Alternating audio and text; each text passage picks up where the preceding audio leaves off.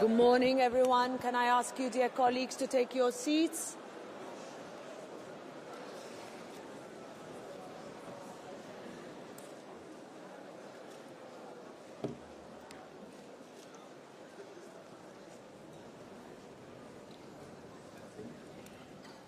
Please take your seats. Let's start.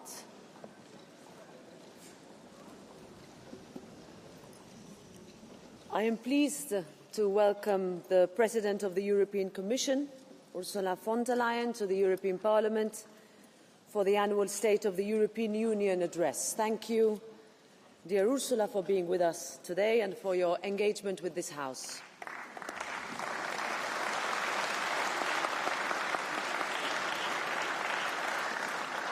In these unprecedented times, dear colleagues, we need clarity and we need resolve. We need a Europe that takes responsibility for its security, a Europe that makes it easier for businesses and that protects jobs by simplifying our processes and cutting unnecessary red tape, a Europe that is fairer for families, workers and women, that ensures safer streets for our children, and a Europe that stands up for the democratic values that define us on the world stage. When the world too often feels like it is on fire with Russia's aggression against Ukraine, the horrific situation in Gaza and the Middle East, a redefined transatlantic relationship and more engagement of Europe across the world, this Parliament and the people we represent are very eager to hear how Europe can step up with new and bold ideas. And I know that this, as always, will be a lively and energised debate, and that it will be based on mutual respect, protecting the dignity of this House. So, dear President, dear Ursula, the floor is yours.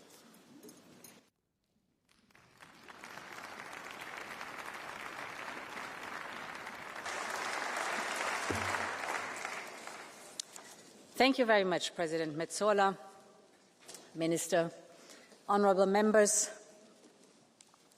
Europe is in a fight for a continent that is whole and at peace, for a free and independent Europe, a fight for our values and our democracies, a fight for our liberty and our ability to determine our destiny for ourselves. Make no mistake, this is a fight for our future. And I thought long and hard about whether to start this State of the Union address with such a stark appraisal.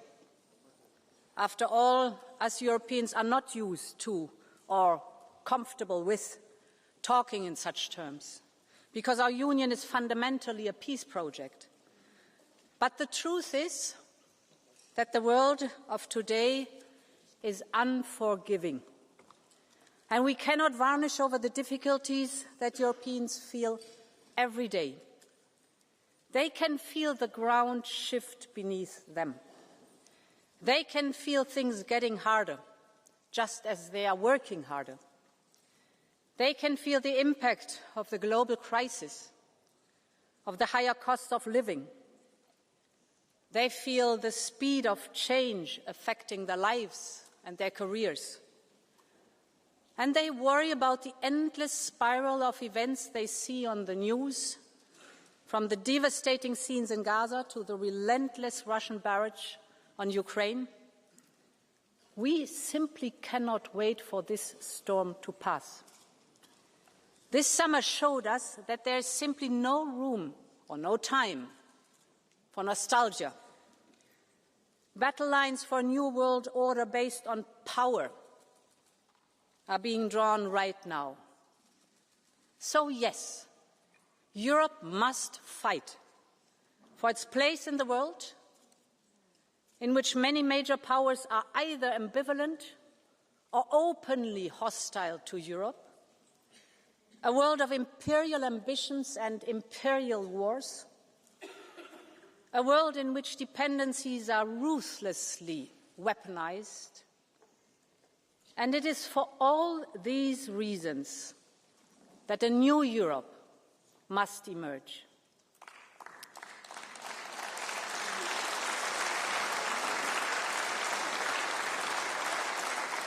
And honourable members, this must be Europe's independence moment.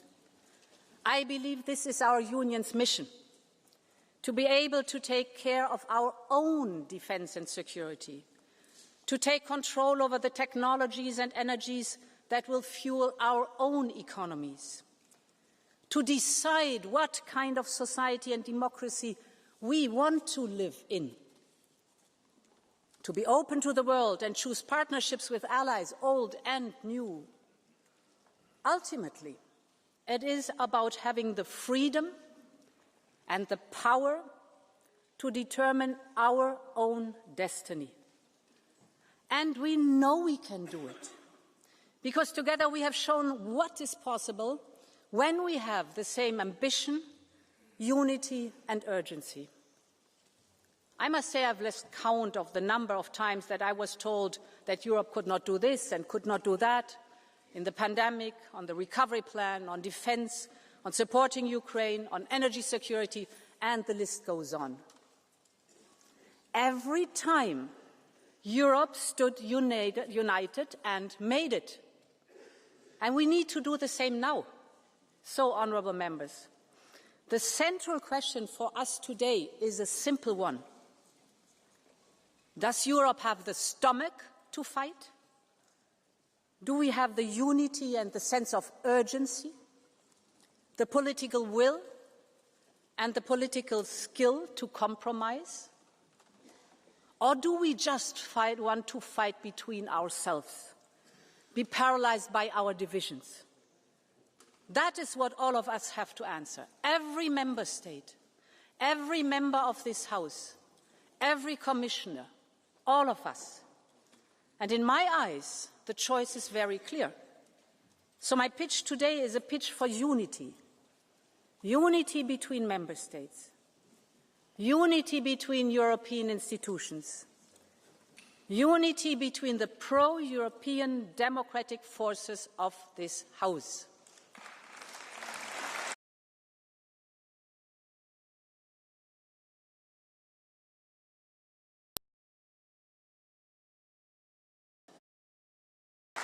I'm here, and the entire college is here, ready to make this happen with you, ready to strengthen the pro-European democratic majority, because it is the only one that can deliver for Europe. Honourable members, freedom and independence are what the people of Ukraine are fighting for every day. People like Sasha and his grandmother. Sasha was only 11 years old when the Russians attacked. He and his mother sought refuge in a basement in their town in Mariupol. One morning they went out to get some food, and that's when all hell broke loose. A rain of Russian bombs on a civilian neighborhood. All became dark and Sasha felt his face burning. He had shrapnel just below his eyes. In a matter of days, Russian soldiers stormed the city. They took Sasha and his mum to what the Russians called a filtration camp. Then Sasha was taken away. They told him he didn't need his mum.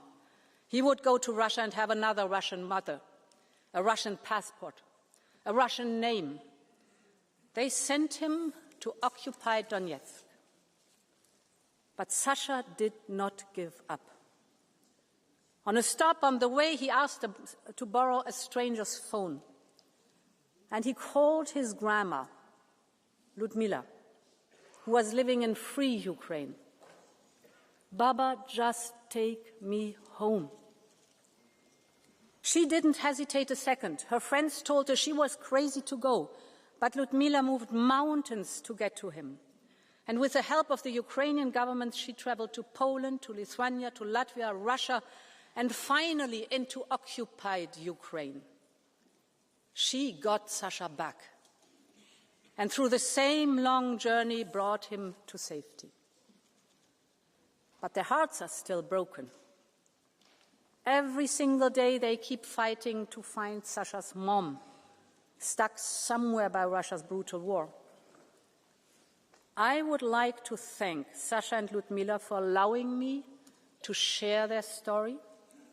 I'm honored that they are here with us today, and honorable members, please join me in paying tribute to Sasha, to Lyudmila, and to Ukraine's relentless fight for freedom. Let's stand up. Stand up. Stand up.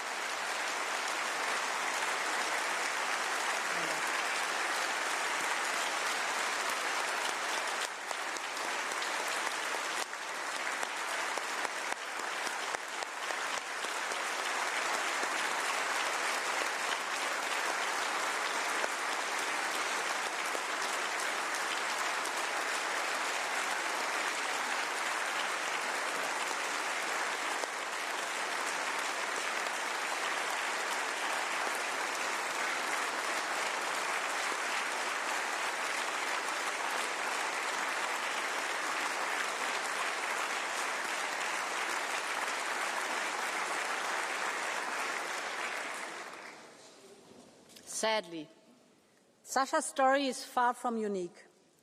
There are tens of thousands more Ukrainian children whose fate is unknown, trapped, threatened, forced to deny their identities. We must do everything in our power to support Ukraine's children.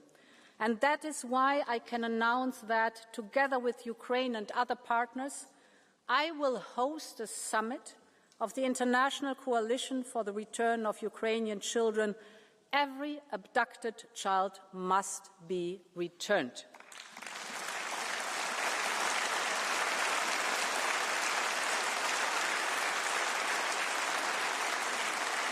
Honourable members, this war needs to end with a just and lasting peace for Ukraine.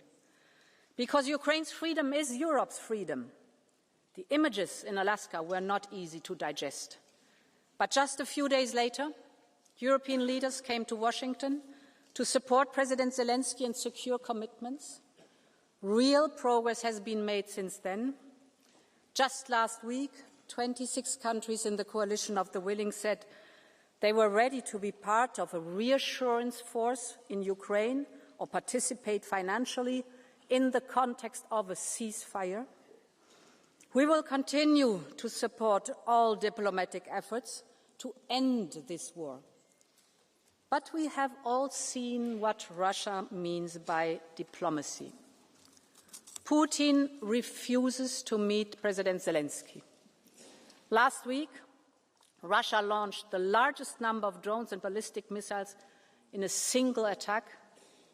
Yesterday, there was a missile attack on a village in Donetsk, targeting people waiting to pick up their pensions. More than 20 were killed. And just today we have seen a reckless and unprecedented violation of Poland and Europe's airspace by more than 10 Russian Shahid drones. Europe stands in full solidarity with Poland.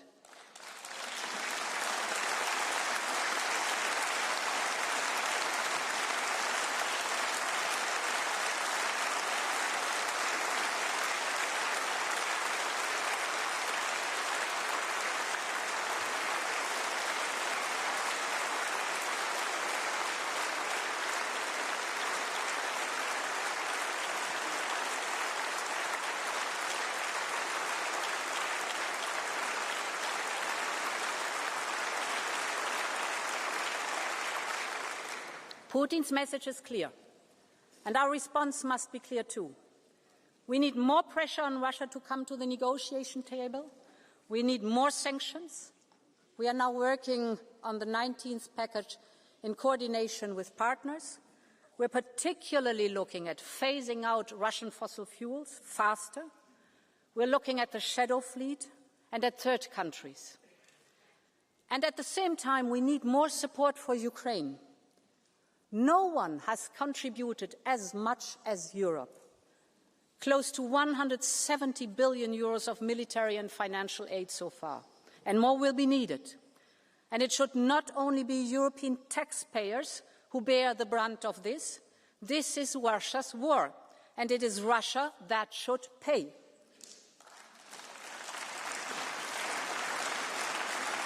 And this is why we need to work urgently on a new solution to finance Ukraine's war response and effort on the basis of the immobilized Russian assets. With the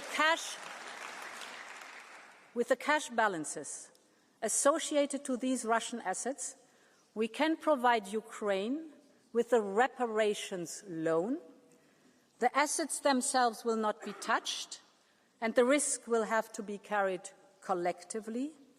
Ukraine will only pay back the loan once Russia pays for the reparations. The money will help Ukrainians already today, but also be crucial in the mid and long term for Ukraine's safety. For example, funding the strong Ukrainian armed forces as the first line of security guarantees. So we will propose a new program. We call it Qualitative Military Edge. It will support investment in the capabilities of the Ukrainian armed forces. Take drones, for example. Before the war, Ukraine had no drones. Today, Ukraine's use of drones, it is Ukraine's use of drones that is accounting for over 2/3 of Russian equipment losses. It is a reminder of the power of human ingenuity in our open societies. But we also know that Russia is catching up fast, supported by the Iranian Shahid drones. And it is seizing the advantage of industrial mass production. Saturday, in one single night, Russia sent 800 drones to Ukraine in one single night. So, ingenuity helped to open a door for Ukraine's defense, but raw industrial might, on the other side, may threaten to sweep it closed. So we can use our industrial strength to support Ukraine to counter this drone warfare.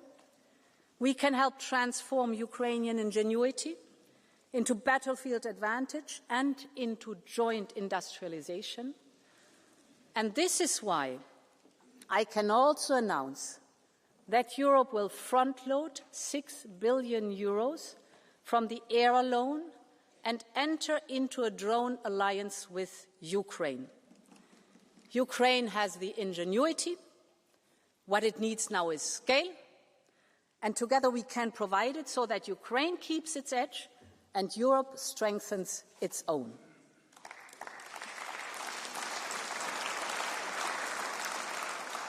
Mesdames et Messieurs, Honourable members, Putin's war economy will not stop, even if the war does. That means Europe must be ready to take responsibility for its own security. Of course, NATO will always be essential, but only a strong and credible European defence posture will be able to guarantee our security. We have made historic progress in recent years to build our European Defence Union. Earlier this year, we launched Readiness 2030, which could unlock up to 800 billion euros of defence investment. This includes the SAFE programme that is now ready to provide 150 billion euros for joint procurement. 19 member states have already applied. The programme is already at full capacity. That's good news. We are also working to find a way to grant a bonus to those who support Ukraine or buy Ukrainian equipment. This is emergency financial assistance responding to an urgent need. Last week, I saw this for myself when I visited frontline member states. They know best the threat that Russia poses. And there is no doubt, Europe's eastern flank keeps all of Europe safe, from the Baltic Sea to the Black Sea.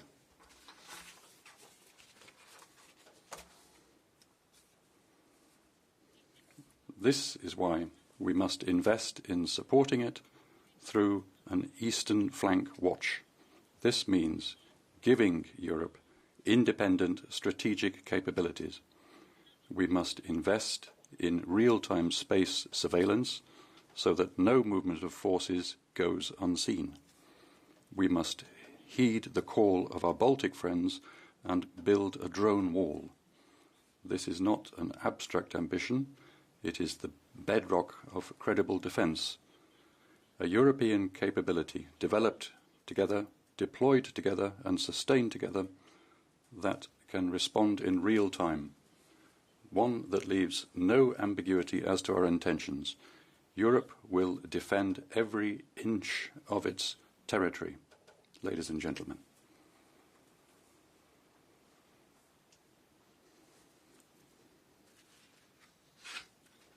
In every country I visited, I heard the same message. There is no time to waste. At the next European Council, we will therefore present a clear roadmap for getting new common defence projects off the ground, for setting clear goals for 2030, and for creating a European defence semester. Because 2030 is tomorrow, and it's today that Europe must get ready. Members, when we talk about independence, we're talking about choosing our destiny. That is what Ukraine is fighting for. And that is what all Europeans deserve. Because Europe is an idea, the idea of freedom and mutual strength. This was the idea that drove the post-1989 generation, when East and West came together. And it is as powerful now as it was then. And this is why we are bringing future member states closer to our union, investing, supporting reforms, integrating into the single market. We must keep up the speed on this merits-based process, because only a united, I would even say a reunited Europe can be an independent Europe. A larger and stronger union is a security guarantee for all of us. And because for Ukraine, for Moldova and for the Western Balkans, their futures in our union, let's make the next reunification of Europe happen together.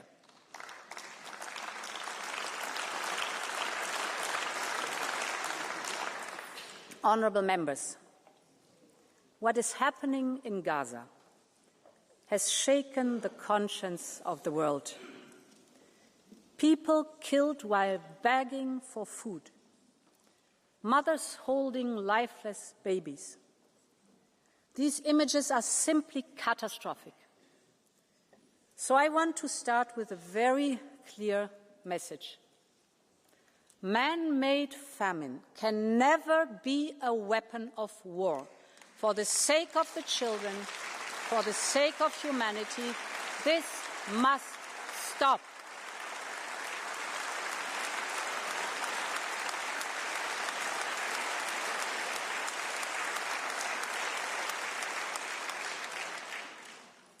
This is also part of a more systematic shift in the last month that is simply unacceptable. We have seen the financial suffocation of the Palestinian Authority, the plans for settlement project in the so-called E1 era, which would easily cut off the occupied West Bank from East Jerusalem, the actions and statements by the most extremist ministers of the Israeli government, which incite violence. All of this points to a clear attempt to undermine the two-state solution, to undermine the vision of a viable Palestinian state, and we must not let this happen.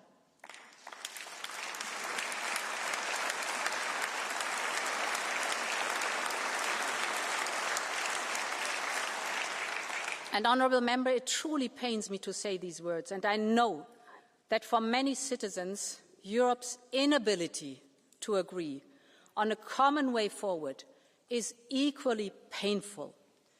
They are asking how much worse things must get before there is unity in response. I understand, because what is happening in Gaza is unacceptable, and because Europe must lead the way, just as it has done before. Our financial support and humanitarian aid far outweigh that of any other partner. Our commitment to a viable Palestinian Authority is keeping the two-state solution alive, and we must urge others to urgently step up too, both in the region and beyond. But, of course, Europe needs to do more. Many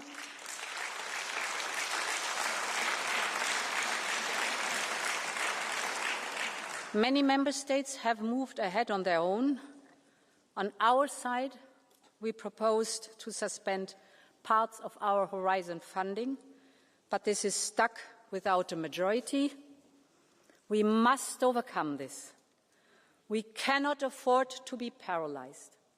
And this is why I will propose a package of measures to carve out a way forward. First, the Commission will do all that it can do on its own. We will put our bilateral support to Israel on hold. We will stop all payments in these areas without affecting our work with Israeli civil society or Yad Vashem. Second, we will make 2 further proposals to the Council. We will propose sanctions on the extremist ministers and on violent settlers.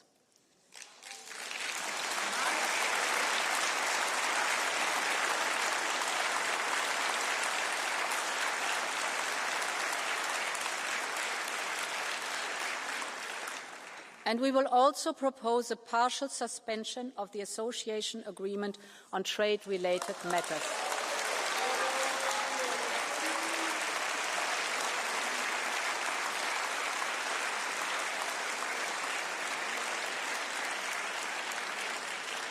I am aware it will be difficult to find majorities, and I know that any action will be too much for one and too little for others. But we must all take our own responsibility: Parliament, Council, Commission. My third point: we will set up a Palestine donor group next month, including a dedicated instrument for Gaza reconstruction.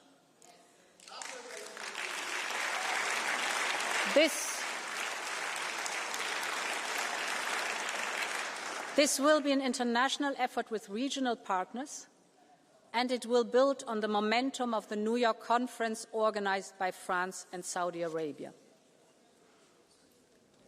Honourable members, I am a long-standing friend of the people of Israel. I know how much the atrocious attacks on October 7th by Hamas terrorists shook the nation to its core. The hostages have now been held captive by Hamas terrorists for more than 700 days since October 7th. That is 700 days of pain and suffering. There can never be any place for Hamas, neither now nor in future, because they are terrorists who want to destroy Israel. They are also inflicting terror on their own people, keeping their future hostage. Europe's goal has always been the same: real security for Israel and a safe present and future for all Palestinians.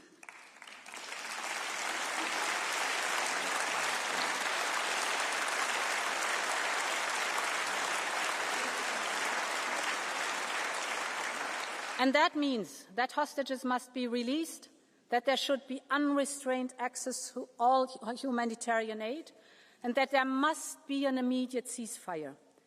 But in the longer term, the only realistic peace plan is based on 2 states.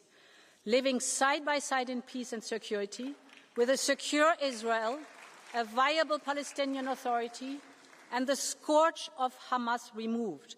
That is what Europe has always stood for, and it is time to come together and help make this happen.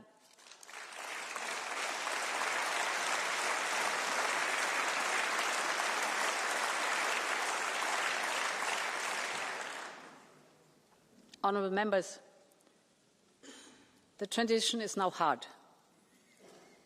I want to speak about competitiveness. I know, but this is a State of the Union, and competitiveness is a central piece of our European Union.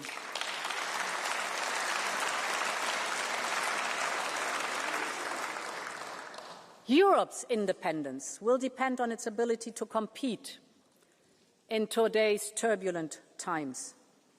We have everything it takes to thrive here in Europe, from our single market to our social market economy.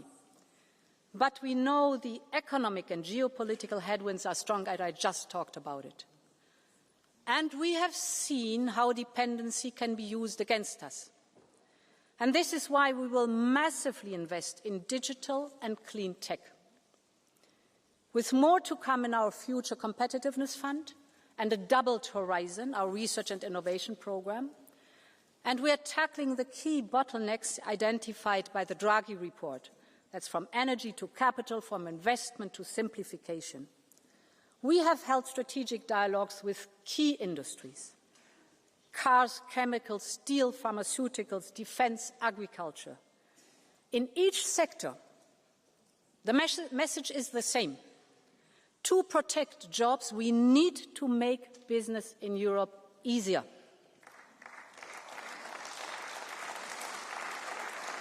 A digital euro, for example, will make it easier for companies and consumers alike. And the omnibuses we have put on the table so far will make a real difference. Less paperwork, less overlaps, less complex rules. Our proposal will cut 8 billion euros per year. 8 billion cut of bureaucratic costs for European companies. And further omnibuses are on their way, for example, on military mobility or on the digital. For innovative companies, we are preparing the so-called 28th regime and speeding up the work on the Savings and Investment Union. Because we have many high-potential startups in key technologies like quantum, AI and biotech, but as they grow, the limited availability of risk capital forces them to turn to foreign investors. And this is wealth and jobs going elsewhere. And it jeopardizes our tech sovereignty. This is why the Commission will partner with private investors on a multi-billion euro Scale-up Europe fund. It will help make major investments in young, fast-growing companies in critical tech areas, because we want the best of Europe to choose Europe. And, honourable members, our greatest asset is the single market. But we all know it remains unfinished. The IMF estimates that the internal barriers within the single market are equivalent to a 45% tariff on goods and even a 100% tariff on services. Just think of what we are missing out on. And as underscored by the latter report, the single market remains incomplete, mostly in 3 domains: finance, energy and telecommunications. So we need clear political deadlines. And this is why I will present a single market roadmap to 2028 on capital, on services, on energy, on telecoms, on the 28th regime, and the 5th, freedom for knowledge and innovation. Because we all know the old saying, only what gets measured gets done. Honourable members, this will also support our investment in the technologies that will fuel our economy, clean and digital. Take artificial intelligence. A European AI is essential for our future independence. It will help power our industry and our societies, be it healthcare or be it defence, you name it. So, we will focus on the first key building blocks. That's from the Cloud and AI Development Act to the Quantum Sandbox. We are massively investing in the European AI gigafactories because these gigafactories support our innovative startups so that these startups can train, develop and deploy their models, their next generation AI models in these gigafactories. And when we called on the private sector to join forces with us, the response was overwhelming. Later today, I will meet CEOs from some of the largest European tech companies. They will hand over their European AI and tech declaration, and this is their commitment to invest in Europe's tech sovereignty, and I'm absolutely grateful for that. This is the way it should go in the European Union. And we must also take the same approach on clean tech, from steel to batteries. Europe's clean tech sector must stay in Europe, and we have to take urgent action. With the Clean Industrial Deal, we have identified the main hurdles that slow down these sectors. So now we need to speed up with the implementation, because investors, of course, want to know that if they invest, there will be a demand for clean European products on the other hand. And this is why lead markets must be at the heart of our action, to spark a virtuous cycle where both supply and demand go up and prices go down. On the supply side, we will launch a battery booster package. This will put 1.8 billion euros up for equity to boost production in Europe. You know that batteries are key enablers of other clean tech, especially electric vehicles. So this goes to the heart of our economic independence. On the demand side, we must urgently drive demand for European industrial leadership in clean tech. And this is why we will introduce a Made in Europe criteria in public procurement.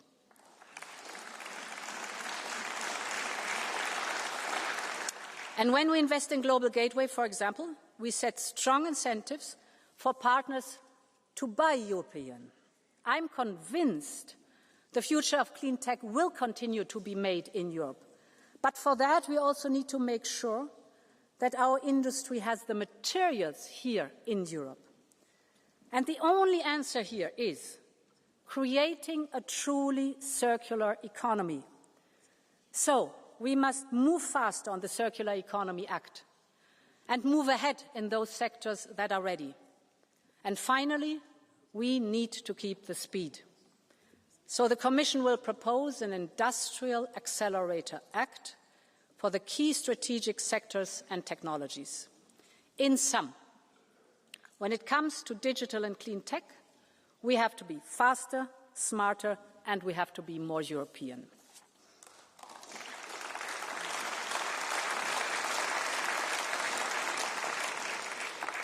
Honourable members, already today, low-carbon sources account for over 70% of our electricity.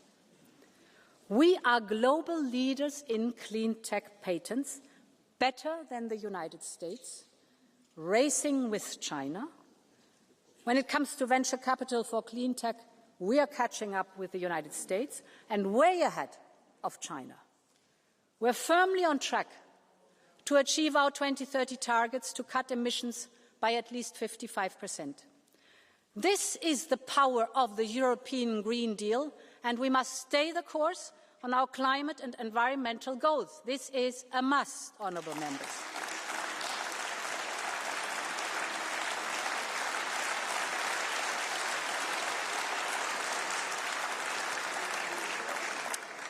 And the science is very clear. And the economic and security case is equally compelling.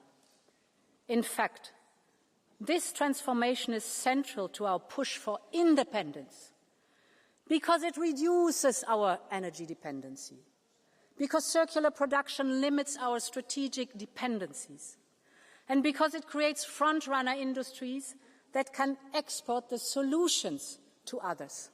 When I speak to the Global South, from Africa to India to the Central Asia, they are looking for solutions. These are rapidly evolving markets, and the jury is still out for who will dominate these markets of the future. We are the ones who can meet the growing demand for solutions, but it's not a given. And this is why the Commission proposed the 2040 targets, 10 years after the Paris Agreement. I know that many people are concerned about the scale of what is needed and what is ahead. And that is why the transition must support people, it must strengthen industry. This also means massive boosting of public and private investment, creating lead markets for circular and clean products. That delivers jobs and that delivers investment in Europe. Ensuring a just transition for all, for example, with a social climate fund, and securing the global level playing field, notably by promoting carbon pricing. Europe must protect its industries. They are doing the right thing to decarbonize, and they should be rewarded and incentivized. We otherwise risk relying again on imports to Europe, imports for the steel that our car makers need, or imports for the fertilizer that our farmers need. And that means we would be at the mercy of price, volume and quality that others are willing and able to provide. Take steel and other metals. Global overcapacity is squeezing margins and leaving little incentives to pay a clean premium. So this makes it harder for Europe's steel industry to invest in decarbonization. That is why the Commission will propose a new long-term trade instrument to succeed the expiring steel safeguards. Europe will always remain open. We like competition, but we will always protect our industry from unfair competition.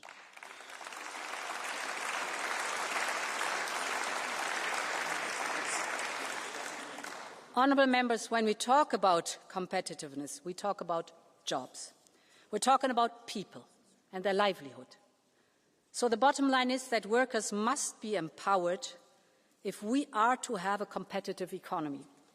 And that is why we will propose a Quality Jobs Act to ensure that modern employment keeps pace with the modern economy.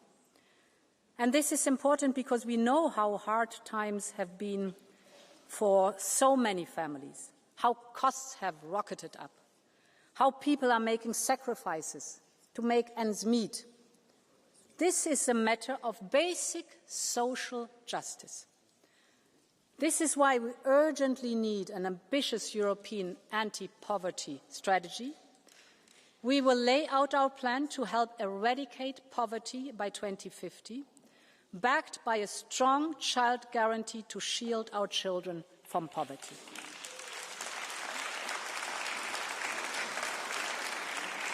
And we will also put forward a series of packages on affordability and the cost of living. Allow me to give you 4 telling examples. The first is energy. When the energy costs rise, it is not just a number on the bill. It is every single part of people's life that is affected. So at the height of the energy crisis in the last years, Europe acted. And thanks to that common effort, we quickly managed to stabilize prices and secure supply. We are now on the path to energy independence. But energy bills are still a real source of anxiety for millions of Europeans, and costs are still structurally too high for industry. We know what drove prices up. That was dependency on Russian fossil fuels. So it's time to get rid of dirty Russian fossil fuels completely.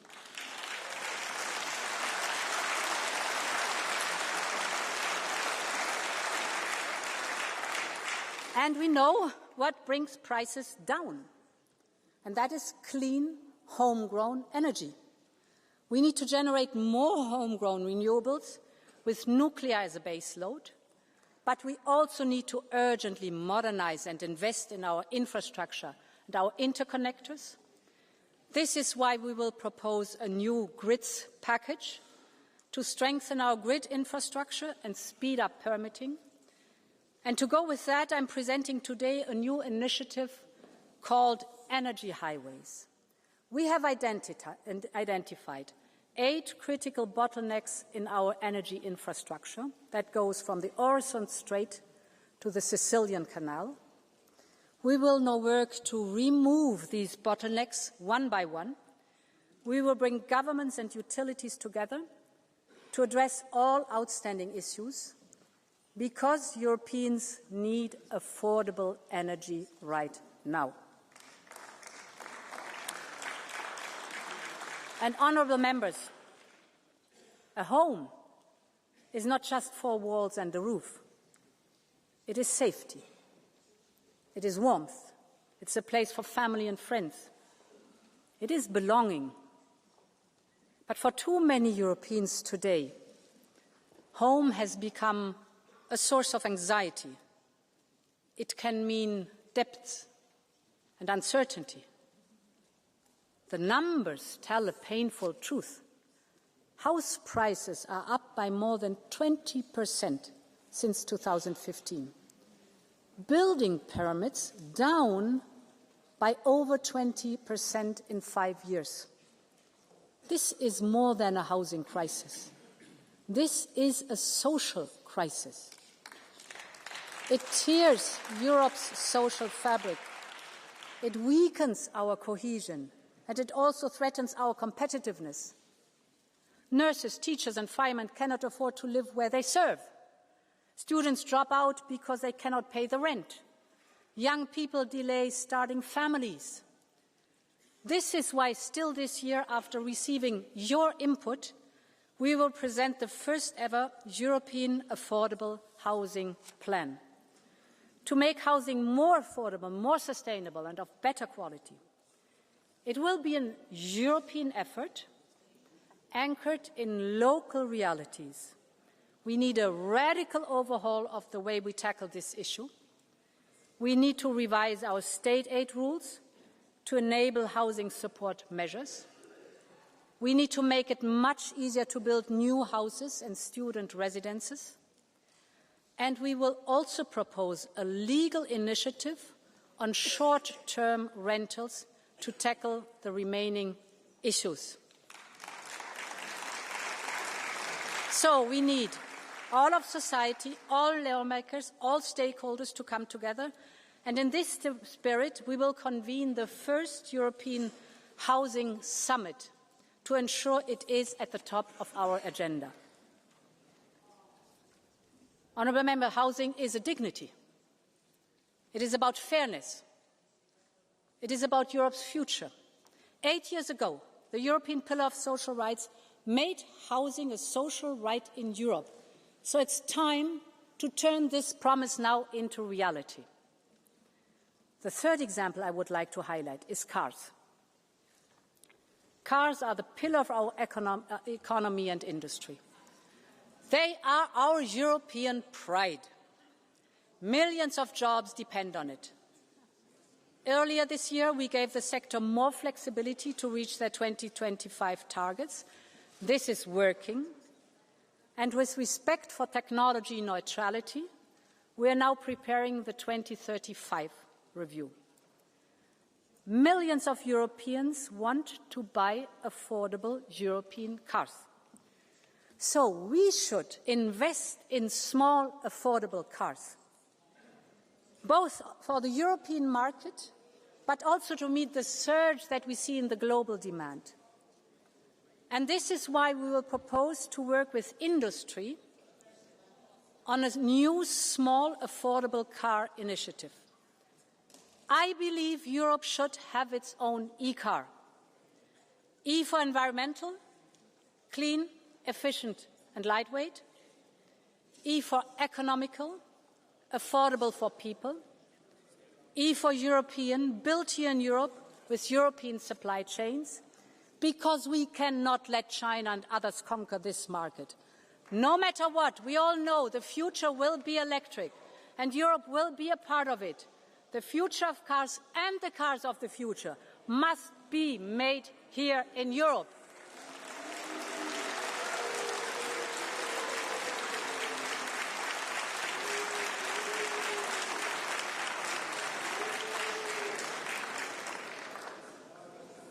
Honourable Member, the final example I want to highlight is linked to food. In Europe, we have access to high-quality food that our outstanding farmers and fishers produce at affordable prices. They are also the custodians of our lands and oceans, our biodiversity, the key to our food security. But they are facing headwinds from high input costs to red tape or unfair competition.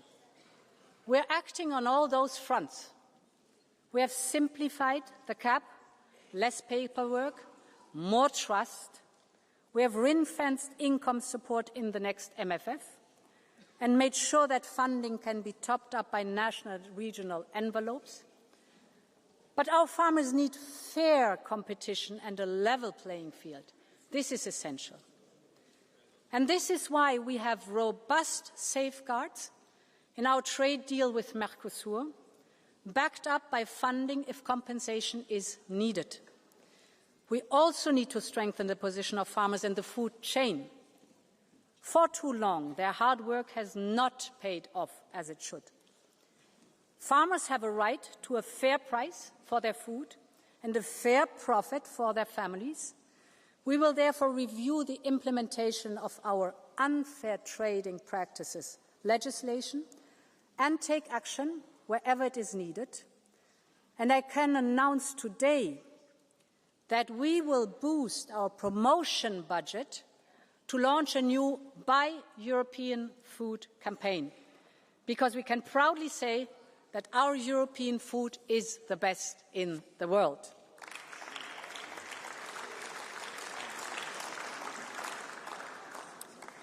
Honourable Members, when we talk about competitiveness and independence, we must talk about our relations with the United States.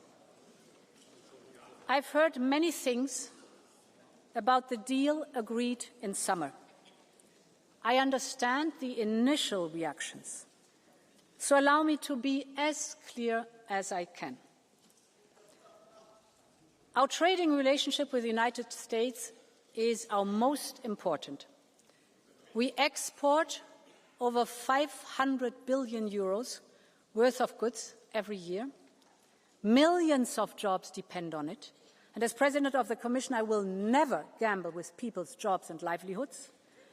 This is why we did a deal to keep market access for our industries. And we ensured that Europe got the best possible deal out there. We have put our companies at a relative advantage because some of our direct competitors face much higher tariffs from the US. Yes, their baseline might be lower, but when you account for the exceptions that we secured and the additional rates which others have on top, we have the best agreement without any doubt. But I want also to be crystal clear on one point. Whether on environmental or digital regulation, we set our own standards, we set our own regulation. Europe will always decide for itself.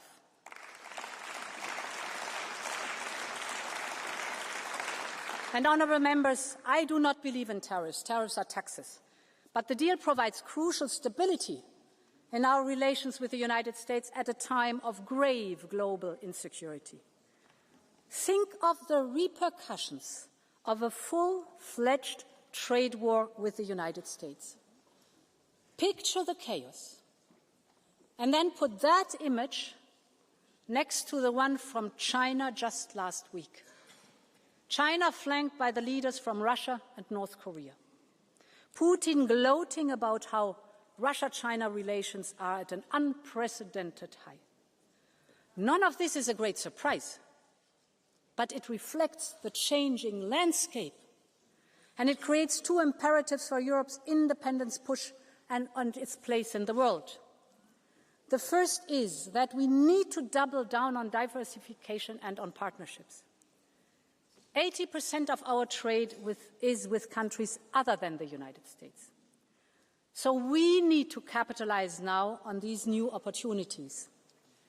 And at a time where the global trading system is crumbling, we're securing the global rules through bilateral agreements like Mexico, like Mercosur, or finalizing negotiations on a historic deal with India by the end of the year.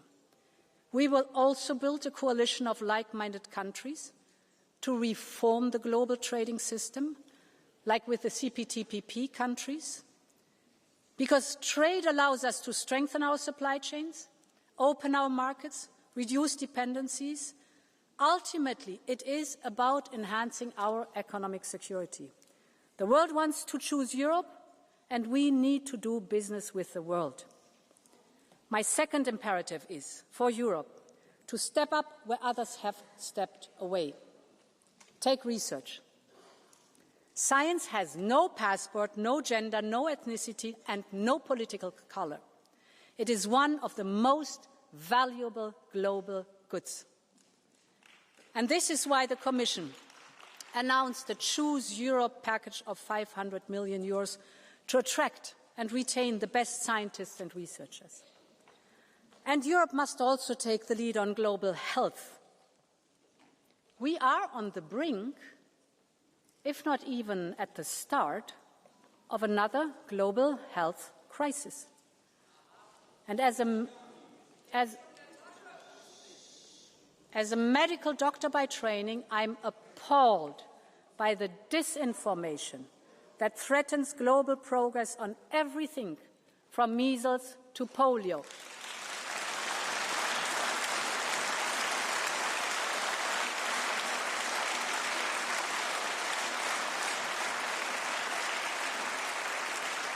And this is why today I can announce that the European Union will head a new global health resilience initiative, because the world is looking to Europe and Europe is ready to lead.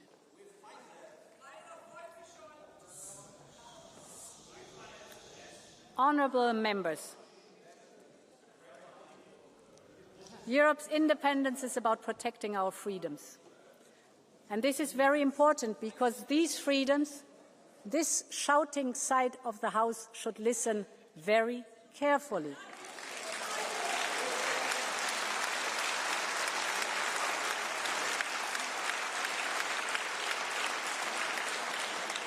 Listen very carefully. Can you please stop? Can you please stop? Please. Listen very carefully about the freedoms, the freedom to decide, the freedom to speak out, to move around the whole continent, the freedom to vote, to love, to pray, to live in a union of equality. Our democracy and the rule of law are the guarantors of those freedoms.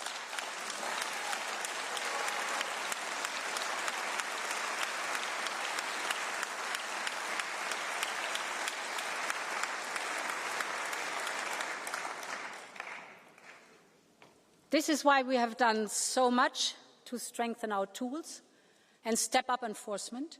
We built a new rule of law cycle that ensures that problems are detected early and solved through engagement. We need an integrated annual cycle of the rule of law, a common rhythm, clear milestones, and contributions from all institutions. And our focus must be to close the existing loopholes. We have strengthened the link between funds and the respect of the rule of law, and with the next long-term budget, we will go even further. Respecting the rule of law is a must for European funds now and in future.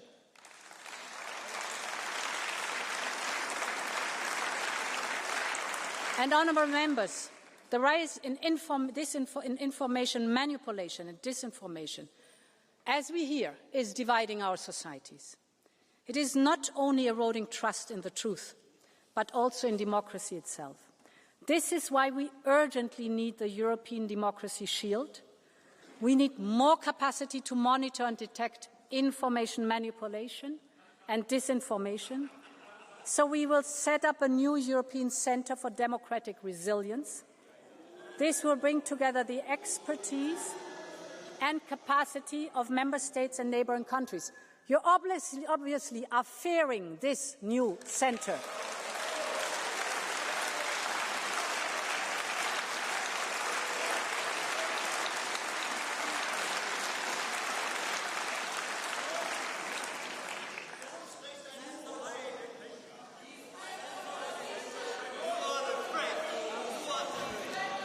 Okay, I understand that shouting has become a little bit of a tradition. Can you listen, please, to this discussion, and then you'll have the time to speak?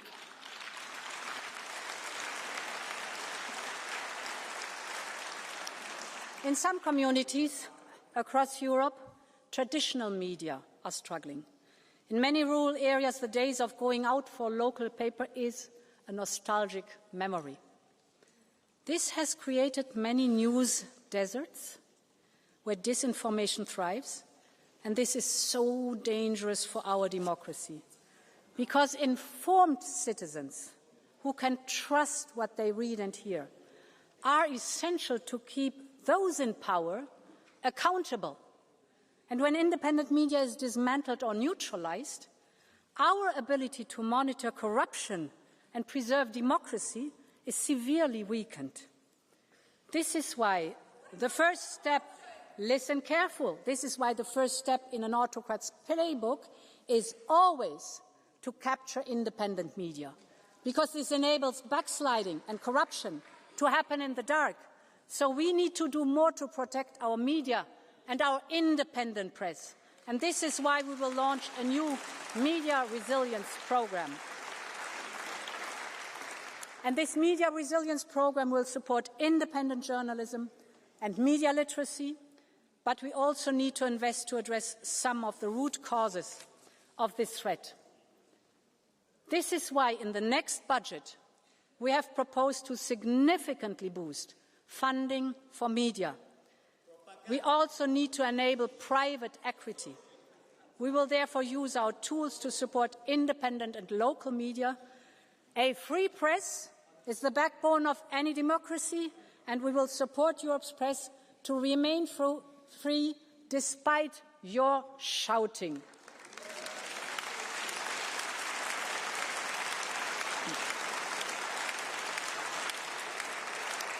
Honourable members, another important point. Okay, Ms. Schneider, please. We have been very fair and understanding, but this is your last warning. Shouting again and you leave the chamber.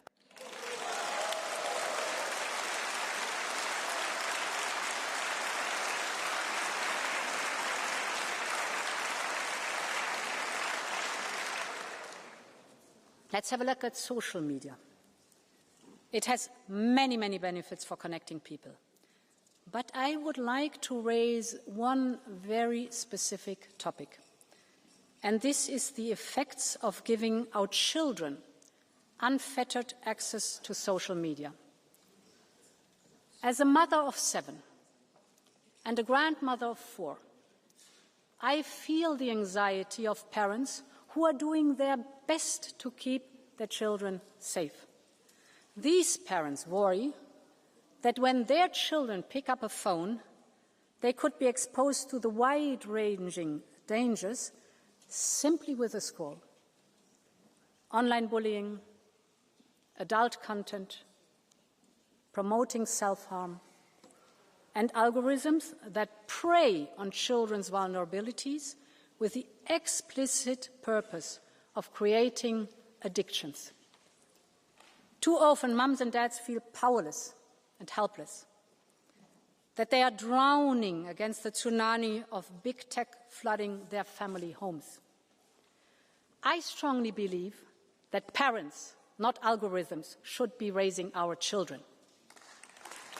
and their voice must be heard. This is why today I'm here to tell you that I'm listening, just as in my days we as a society taught our children that they could not smoke, drink or watch adult content until a certain age. I believe it is time we consider doing the same for social media. Our friends in Australia are pioneering a social media restriction. I'm watching the implementation of their policy closely to see what next steps we can take here in Europe. I will commission a panel of experts to advise me by the end of this year on the best approach for Europe. We'll approach this carefully and listen to everyone. And in all of this work, we will be guided by the need to empower parents and to build a safer Europe for our children. Because when it comes to kids' safety online, Europe believes in parents and not in profits.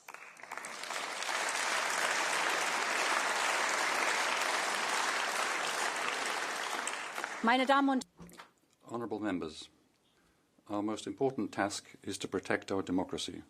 But to do so, we must also show that democracy offers solutions to people's legitimate concerns, and nowhere is that more evident in the context of migration. That is why we have proposed to treble funding for migration and border management in the next budget, so that we can manage migration effectively and protect our external borders. But more is clearly needed. The people of Europe have shown that they are willing to help those fleeing war and persecution. But there is a growing sense of frustration stemming from their impression that our rules are being ignored. That is why we need to step up our efforts. We need a system that is humane, but we must not be naive about it. We must be serious about returning rejected asylum seekers to their home countries. We cannot have a situation where only 20% of those who are not allowed to stay actually leave Europe. We therefore need to agree quickly on the common European system for returns. We have no more time to lose. And we must also ensure that we fully implement the Pact on Migration and Asylum as soon as it enters into force. The Pact is strict but fair, and it will only work if everyone plays their part, member states from the north, the south, east and west. Of course, we will always fulfil our international obligations. We've done it in the past, we're doing it today, and we'll do it in the future. But we in Europe must be the ones to decide who comes to us and in what circumstances, not the people smugglers and traffickers.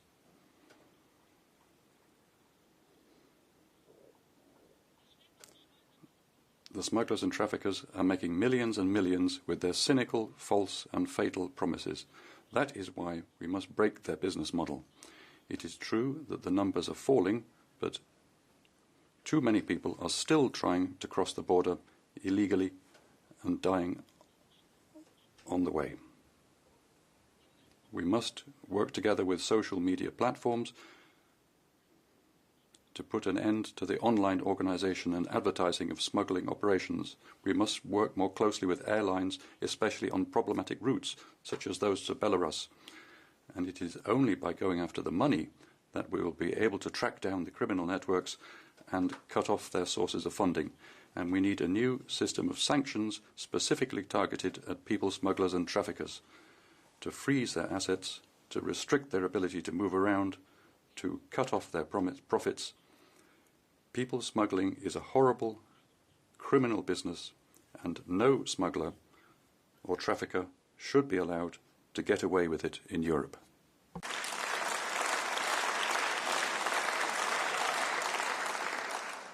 Honourable Member, the point I want to make is simple. If it matters to Europeans, it matters to Europe. This is our enduring duty to deliver. This summer, we all saw the pictures of Europe's forests and villages on fire. More than 1 million hectares were burned. An area around a third of the size of Belgium. The scale of the damage is enormous. And we know it is not a one-off. Climate change is making each summer hotter, harsher, and more dangerous. And this is why we have to radically step up our efforts into climate resilience and adaptations and nature-based solutions. But we must also give ourselves the tools to respond. And this is why we will propose to create a new European firefighting hub based in Cyprus, which could also support our regional neighbours. We know the difference our civil protection mechanism can make. Just over the summer, 760 brave Europeans were sent to all corners of Europe, literally running towards the flames. And I would like to conclude my speech with a tribute to them. The firefighters, the pilots, the crews, everyone stepped up. And I would like to tell you the story of a group of 20 Greek rangers. They are specialists in taming the fiercest of forest fires. When the fires erupted in the Asturias region, Spain called Europe for help. And Greece answered the call. The flames were so vast, the smoke could be seen from space. But for 5 days, these 20 Greek rangers stood shoulder to shoulder with their Spanish colleagues. As the flames swept closer to the village of Genestoso, they fought day and night to contain the inferno. And in the end, together, they tamed the fire and the village was saved. And honourable members, it is such an honour to welcome one of these heroes today. The leader of the Greek team, Lieutenant Nikolaios Paisios. Lieutenant, dear Nikolaios, your courage is an inspiration to all of us.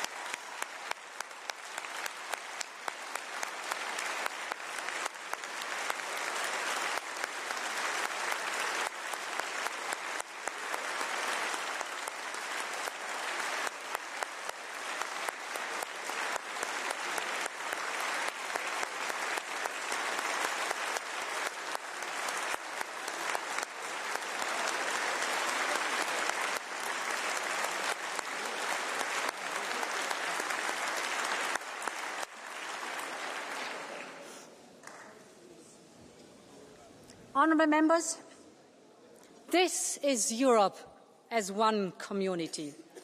This is the Europe that I love and that you love, we all love. This is the Europe that we must protect at all costs, and we must do that together. I want to work with this House and with all pro-European democratic forces to deliver for Europe. I'm working on legislative packages to empower this pro-European majority. And I'm so delighted, dear Roberta, that we have managed to renew the framework agreement between the Commission and the Parliament. This will only strengthen our cooperation. And it will be an enabler for us to work on the real reforms that are needed. Because I support the right of initiative of the European Parliament. And I believe that we need to move. I believe that we need to move to qualified majorities in some areas, for example, in foreign policy. It is time to break free from the shackles of unanimity. The point is that we need to make sure that our union is faster and can deliver. Because this is how we can win the fight together, to deliver Europe's independence moments. And let's remember that we have always had to fight for our freedoms, for the generation that fought hard and hand in hand across our continent, to the underground press that kept the flame of freedom alive, across Central and Eastern Europe during the Cold War, or the forest brothers in the Baltics who resisted Soviet oppression at every turn. This struggle, this fight, is deeply ingrained in who we are as Europeans. 80 years ago, our continent was hell on earth. 40 years ago, our continent was divided by a wall.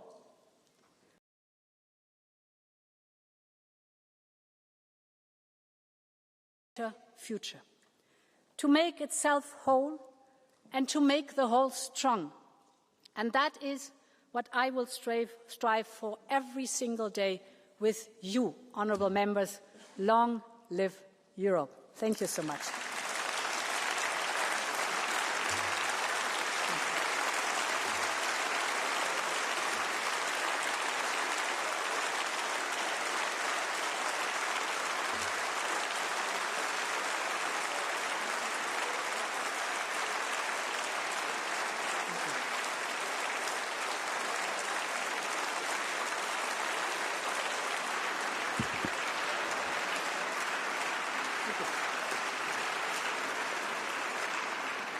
Thank you, President von der Leyen. And now we move to the speakers for the political groups, starting with the chair of the EPP group, Manfred Weber. Can I please ask you to take your seats? Go ahead, Mr. Weber. Madam President of Parliament, President of the European Commission, dear colleagues, this summer was not an easy summer for Europe. It was Alaska, a missing Europe. It was Gaza, a totally split Europe. It was the US trade deal, not easy, forest fires, Draghi criticizing the economic policy pool. It was really not easy. And it's now easy to stand here in this plenary and criticize. I think a lot of colleagues after me will do so. They criticize Commission, Commission President, Council. I will not do like this. I believe we only can win trust if we trust in us. And that's why my first message is that people can count on what EPP promised in the election campaign. We voted in Bucharest for our projects, for our priorities. We won the elections. And the Commission is now delivering. A fleet of omnibuses started. A return regulation is on the table. SAFE programme on defence. We have 18 sanction packages and the Tunisian agreement. And the fence in Greece and Poland are protecting our external border. We have illegal migration numbers reduced by 80%. A lot happened in the last month. It's not perfect at all, but we start to deliver, and I want to thank the Euro Commission for their work. We are attacked as EPP from the left that we are too right, from the right extreme that we are too left, but I tell you, we will seriously and decisively continue to deliver. Content, content, content. That's what counts for EPP. Autumn, dear friends, will be a moment of truth for us now in the Parliament. The legislation arrives on our desk, and the guiding principle for us is responsibility. And that's why we will support the US trade agreement. I understood that in the Inter Committee a lot of colleagues criticised. EPP was the only group who supported the outcome of Scotland. I don't like to have 50% tariffs. I would like to talk about 0%, about TTIP. It was opposed by the left in these times when we discussed it. But what is the alternative to Scotland? A trade war with the US? Responsibility means also to stand here and say yes to Mercosur with a proper safeguards for our farmers. We want to have more of these further agreements with Mexico, already presented, India, Indonesia. We have partners who still believe in a rule-based trade order in the world. Mercosur is for us an anti-Trump agreement to show that rule-based approach works. And if we refuse Mercosur, we push South America to China. I know defending Mercosur is not popular, but it's responsible and it is honest to tell it to the people. And speaking about jobs, last year we lost around 90,000 jobs in the European car industry. 90,000 families. We speak as EPP with trade unions. We speak with the CEOs from the car sector, and everybody tells us we need an ambitious climate approach, but also a realistic one. In this moment of time, whole industries in Europe are dying. That's a reality on the ground. We support an ambitious climate approach for 2050, no doubt about this. But we need a technologically neutral approach nuclear energy, combustion engine, and we have to screen the legislation on practicability. That is what we have to do, and we have to do it fast. Dear friends, more single market, more flagship projects, more investments, more digital. We all agreed in this House on the Draghi agenda, and now Draghi is asking us, what are you waiting for in this moment of time? Socialists, I have to say, voted in the Ample Committee against the omnibus, for the rejection of the omnibus proposals.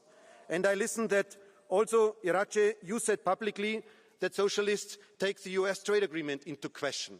You don't know whether you will support it or not. I tell you, this behavior is splitting the platform. This is exactly what is harming the European agenda. We have to deliver now, and that's why we have to be honest in this plenary now. Prime Minister Fredriksson, a socialist leader, stood here in July and presented the agenda for the Danish presidency. She spoke about competitiveness, about stopping illegal migration and security. Key pillars. She asked us to be strong on less bureaucracy and migration. There are two sides of the socialist reality, I have to say. There is the socialists of Sanchez and there is the socialists of Fredriksson in today's Europe. And I hope that we don't see the Spanish political reality spreading to Europe. I tell you, nearly all votes during this week proposed CBAM, Future of Agriculture Policy, Public Procurement, Waste Directive, all votes this week are based on a platform agreement on the committees. That's a reality in our House. It works. Europe does not need another ideological fight in the centre. What we need now are solutions. And we have to act fast, dear colleagues. On the return regulation, Fredriksson again, asking us to be partner for the Danish presidency. On the return regulation, Commission presented the regulation in the first 100 days in office. And it took another 100 days to nominate a rapporteur in the European Parliament. And now we have foreseen the return regulation vote in December, at the end of the Danish presidency. Sorry, dear colleagues, that's not the way how we should work. We must speed up. People ask from us solutions in this moment of time. And allow me to underline also on the historic moment we are in. Ukraine confirmed, the Alaska event confirmed that the red carpet for Putin ends up in the most brutal attacks against civilians we ever saw. That's a reality. And on Gaza, enough is enough. Hamas is a terrorist organization, no doubt about this, but hunger can never be a weapon. The reality of summer, dear friends, in these historic issues is that we are, as Europeans, alone in a stormy world order. Nobody on global stage is currently listening to us. I said it, on Gaza, totally split Europe. So how can we change this? Dear colleagues, the idea that national sovereignty exists is a Potemkin's village. It is not real. Kohl, Mitterrand and Delors understood this reality on economic terms. They created the single market and the euro. They made us strong. European integration not revocable. And now Merz, Macron, Tusk and all the others must create the same for foreign affairs and for defence, to bring the European integration another step forward and make it non-revocable, as our Commission President presented today. We cannot allow Orban and crazy Fico that they turn the European Union into a foolish organisation, dear colleagues. And just a final point on the nationalists, because we are attacked from both sides. One word to the nationalists at the end. The nationalists here in this House applaud to America first. They are friends of American tech billionaire Musk. Sorry. They are friends. Nationalists applaud to America first. And they are friends of American tech billionaire like Musk. They follow the agenda of the tech money. The reality is nationalists are not patriots. They turn Europe into a colony of Silicon Valley and Washington, even worse, of Moscow. And that's why we will never allow this, dear friends, never allow this. We love Europe. We love the European way of life. Europe is not weak. Europe is as strong as we make it. And that's why Europe must lead now. We are in front of a Europeans' autumn of truth. The EPP is ready. Now, I give the floor to the chair of the S&D Group, Irache Garcia Perez.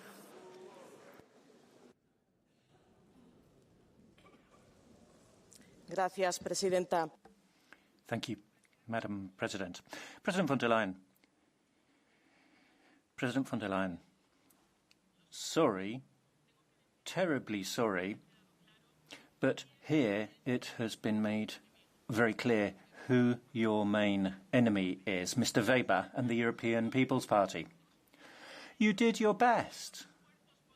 You did what you could today to try to bring a work programme to us here today for all pro-European forces to rally together behind it. You did your best, but now you can see who is responsible for the European alliance and platform not working in this House. And that problem has a name, Manfred Weber and European People's Party. Today, we heard you call for urgency and unity, but the question echoing through the streets of Europe is another one. Where is Europe? Because the urgency and unity which we need cannot come at the expense of ambition or the interests of European citizens. Where was Europe when you signed an unfair deal with Trump? Accepting 15% tariffs without any retaliation is unacceptable. Promising the US hundreds of billions of euros of oil and gas purchases and defence investment without the authority to do so is an abuse of power. You went to Scotland to bury the Draghi and Letta reports and our strategic autonomy under a golf course. Let me remind you where you should be investing. Here in Europe, €800 billion a year in common debt to finance the green transition, digital transformation, defence and the social model. Our position is clear. We will amend the agreement. We will demand that US producers comply with the same standards that we require in the Union, because farmers cannot be the losers in your pact with Trump. And if Trump continues his trade war against our digital laws, we must activate the anti-coercion instrument. Ms von der Leyen, where is Europe when Gaza is dying every day? More than 64,000 Palestinians killed, 2 million displaced, homes, hospitals and schools razed to the ground, famine used as a weapon of war, children machine-gunned while searching for food.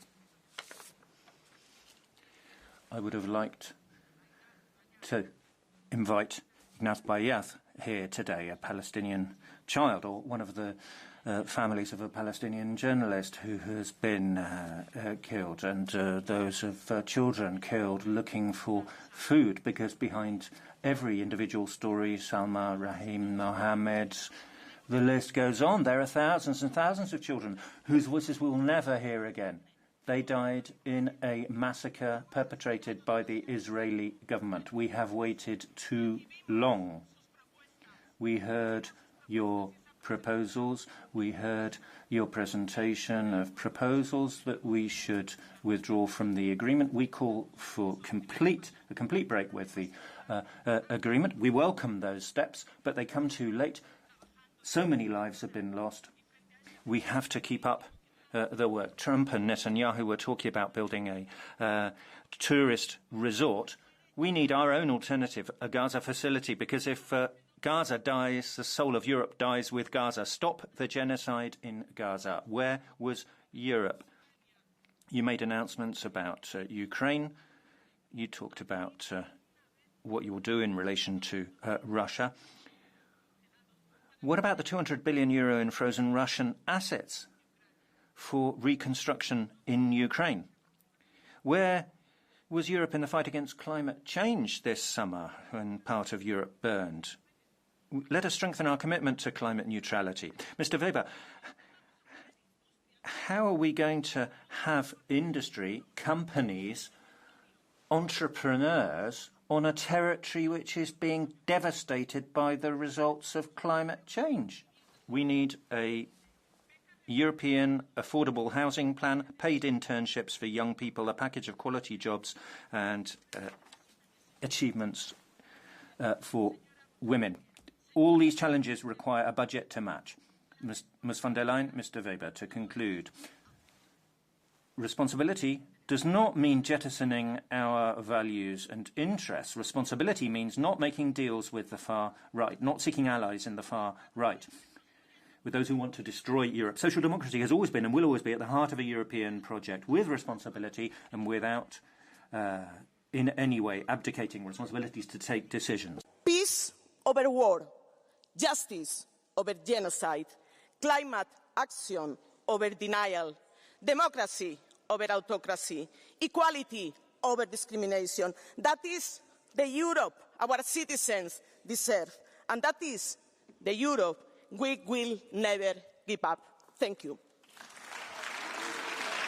I now give the floor to the chair of the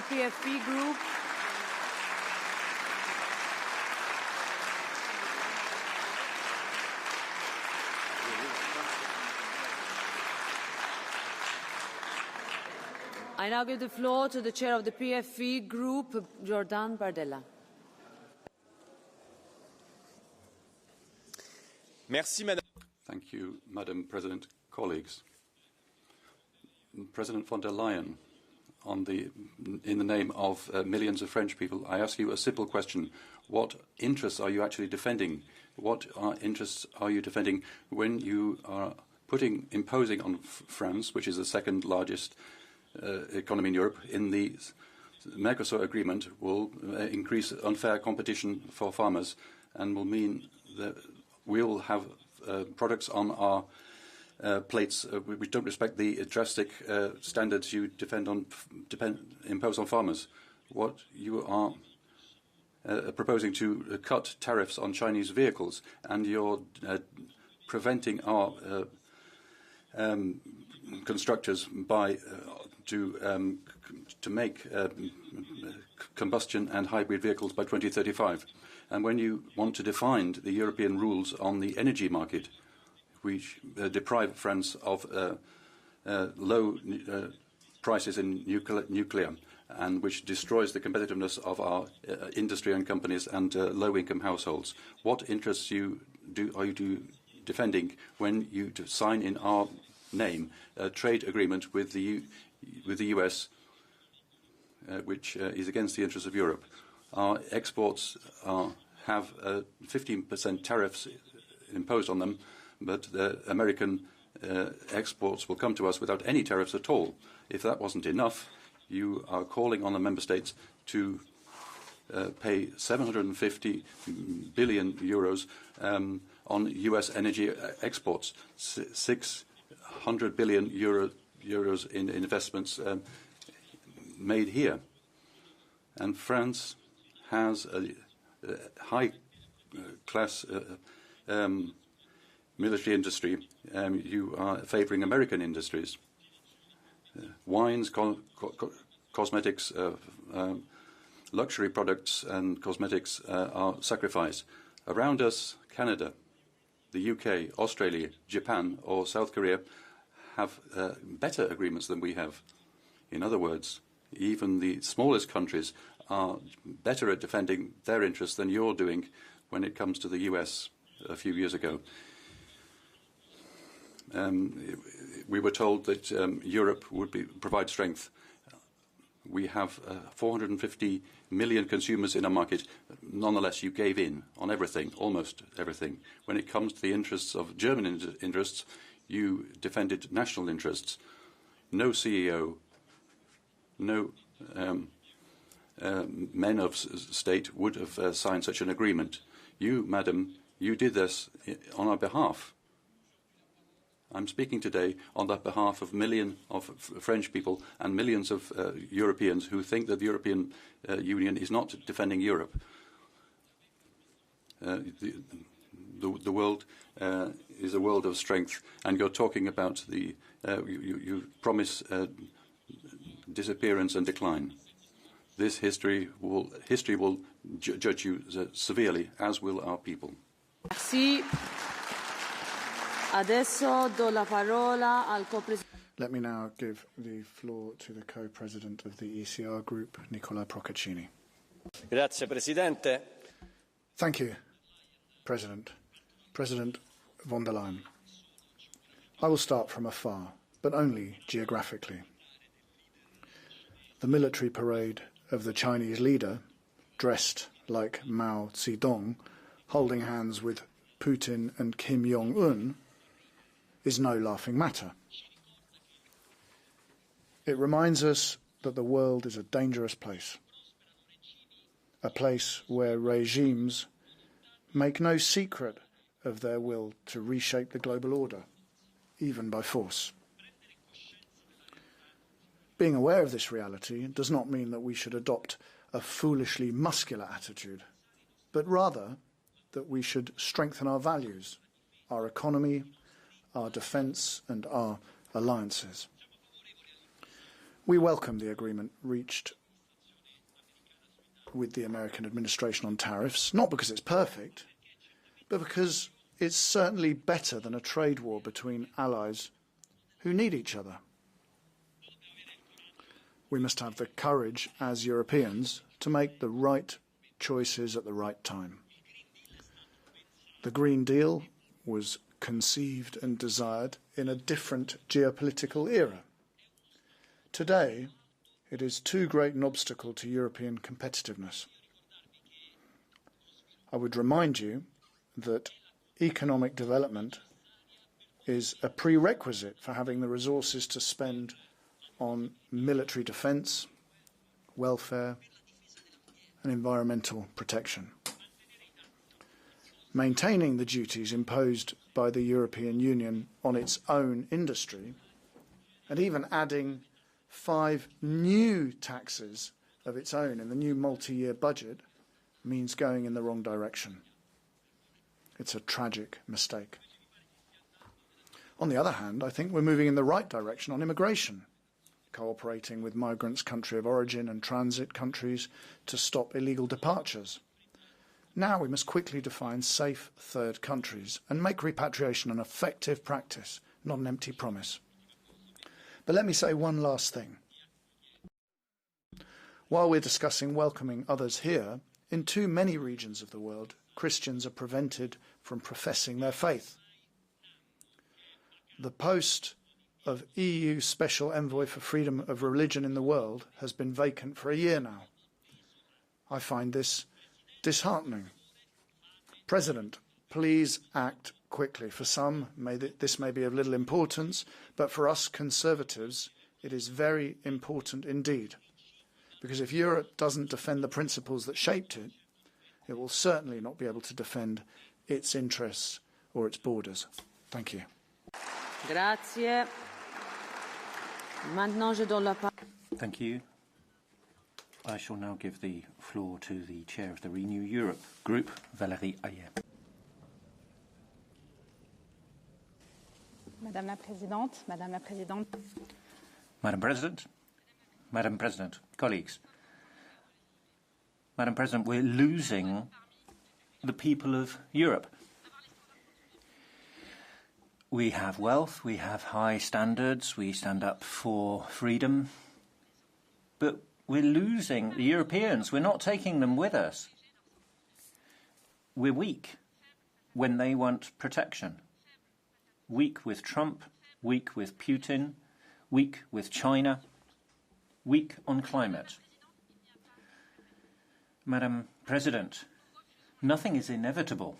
In Renew, we refuse this concept of inevitability. It's about choices. We have to make the right choices and we have to move on to a more integrated, sovereign, federal Europe which protects. We now face an existential threat. The world is reorganizing itself before our very eyes. We have Russia at our borders. Her war on Ukraine is a moment of truth for Europe. In terms of security guarantees, we have met the challenge, but we need to do more. We need to give Ukraine what it needs to defend itself and create a Europe of defence. What happened this morning in Poland with Russian drones only confirms that Ukraine's security is our security. Let us protect Ukrainian airspace. It's not just through force that we will dissuade others from attacking us, but we need to stand up when faced with a hostile world. It is a cultural war, a war of culture. Our way of life, our values, our freedom and our independence are all under threat. And that culture war is not only coming from the East. We are the last bastion of democracy and freedom. We have to have a strong voice in the world, given these international trends. And we need concrete action on the democracy shield, because so much is at stake in the Czech Republic, Netherlands, Ireland, Portugal. Elections are going to be happening, and we face the risk of interference. When it comes to defending democracy, I think it is wonderful that you have talked about DSA and DMA and said that they're not going to be used as bargaining counters. We should stand firm on that, and I urge you to continue standing firm. Madam President, there's another crucial point for me in terms of defending our values.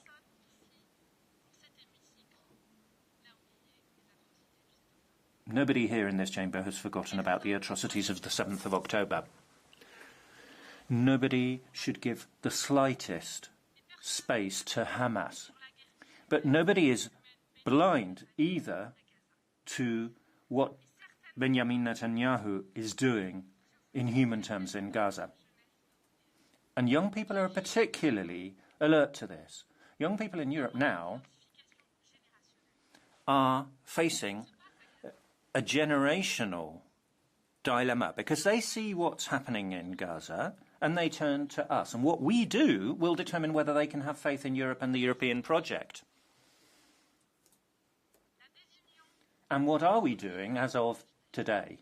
Member states are divided, therefore we have inaction. And that is a source of shame for Gazawis, for Israeli security, and for our young people's values. So yes, Madam President, the Commission should act, and we will defend you. We will defend the proposals which you put on the table this morning, and we would be willing to go further in order to end this catastrophe.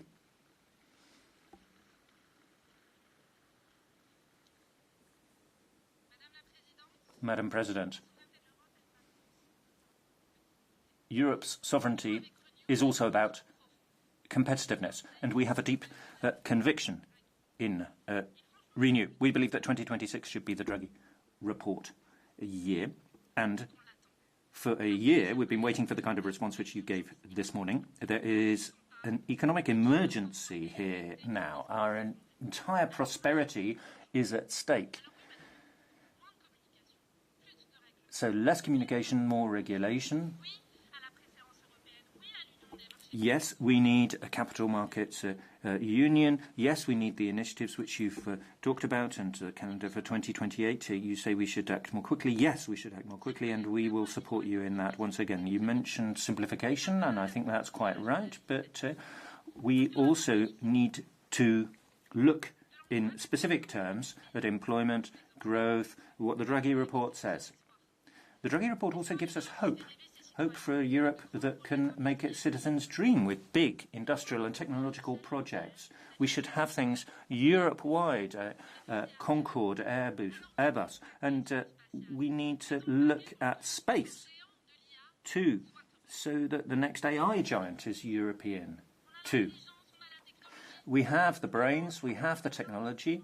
The only thing we're lacking is European investment in companies in Europe.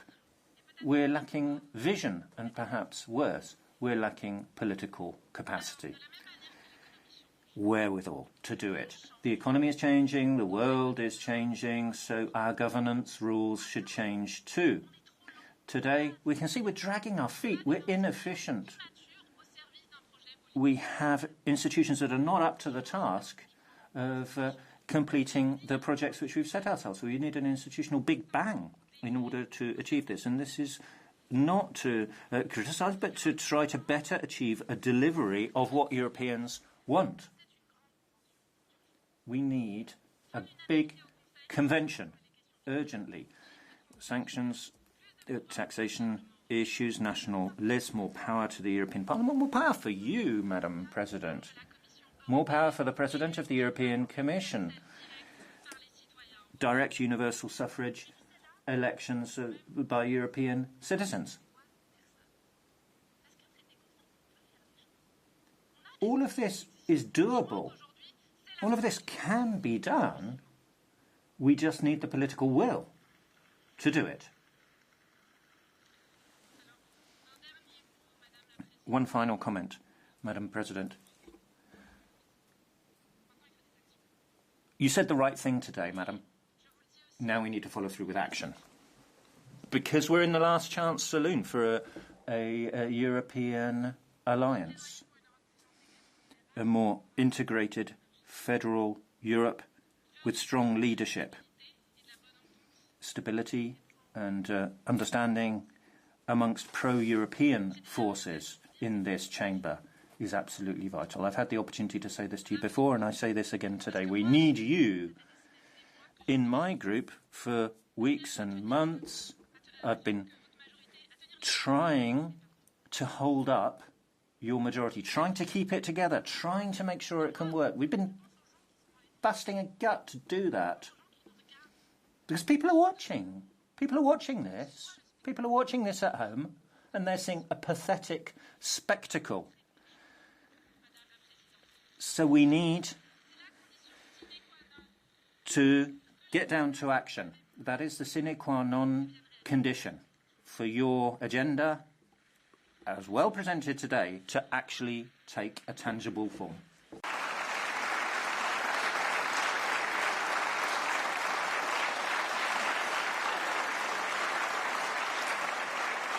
Thank you. Now I give the floor to the co-president of the Green Group, Bas Eickhout. Thank you, Madam President, and also thank you, Commissioner President. Your call for unity has not really landed in your own group leader, I have to say, but we will work on that. We will work on that. And maybe that is also true because the summer was very painful. Let's be honest. The EU has to back Trump to be at the peace table and is forced to swallow US tariffs. Putin's drones are flying over Poland and children are bombed and starved in Gaza, and we do nothing. Europe has entered a world of power, yet we are still playing chess in a boxing match. Business as usual is a recipe for another 3 years of humiliation. Europe has to stop thinking as a market and start acting as a power. And I have to say,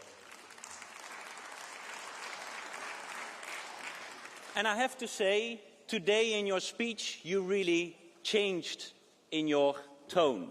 You stepped up. You came up with proposals. A bit the question is, of course, why now? And what will follow? What will be now very important, all the elements that you put on the table here needs to be followed up by action and implementation, and we will work with you to deliver on that. But there are also still inconsistencies that we have to address. Because if we are going to step up as a leader and step up in the ring to work on our own independence on security, economy and digital services, we need to be consistent. On security, you did a lot of proposals for the security of us and Ukraine, and rightfully so, and we will support. But security is more than weapons alone. This is about moral leadership. And here we have to talk about Gaza. Will we only start acting on Gaza when there is no Gaza left? When all the buildings are razed to the ground and all peoples have fled or are being killed? We need action, we need sanctions. And we do welcome the proposals that you made. But we need more. We need to suspend the association agreement immediately. We need an arms embargo. We need to stop import from illegal settlements. Our credibility is at stake. You gave signs to very well understand that, so now we also have to turn to the Council. When is the Council finally going to understand that our credibility is at stake and is undermining our position in the world?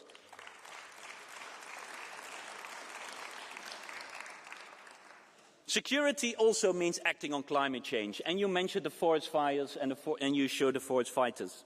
And here really towards the EPP, that you think you can slow down on climate action shows how disconnected you are from reality. We need a thriving economy that stays within our planetary boundaries, and that's what we need to work on. If we go to economic independence, we have to talk about energy. You said we need to be energy independent. But at the same time, you sign a Trump deal that delivers and promises a $750 billion investment in American energy. American energy that is dirtier than we have seen before. And that to replace the Russian LNG gas, that is only 10 billion per year for now. These numbers don't add up. This is really a crazy part of the deal with the United States, and it has to change.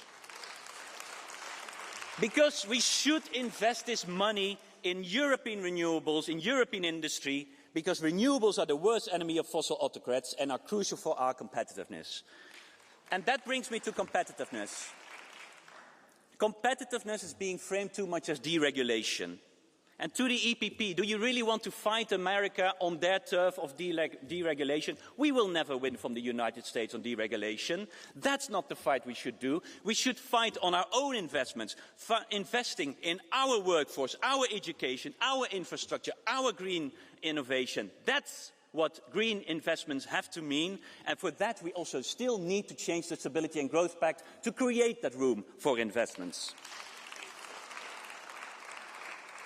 You took your initiatives, you mentioned the initiatives on how the Commission can work on demand, on circular economy, on clean tech.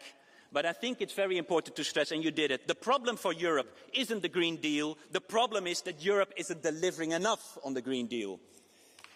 On digital dependence, and I will conclude, Madam Chair, on digital dependence, you are also inconsistent. Because on the one hand you say we will keep to DSA and DMA, but what about the AI Act? You are saying that we want to invest in our own digital sovereignty, but what will this omnibus then do? We will make sure that your omnibus will not undermine our own digital sovereignty, and for that, by the way, we still need a digital services tax proposal. To conclude, we need to step our security, economic and digital policies. We don't need deregulation. We need a confident European leadership and ambitious plans. And Mr. Weber, for that, the shouting showed very clearly, you cannot work with them. So if you want unity, work with the centre. For me, Europe has always stood for freedom. We need security and independence to defend just that. Not the freedom for shareholders to maximize the profits. Not the freedom for companies to use cancer-causing chemicals.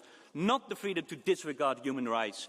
The freedom to be yourself, express your ideas, freedom from poverty, war and dictatorship, freedom for our children to live on a healthy planet.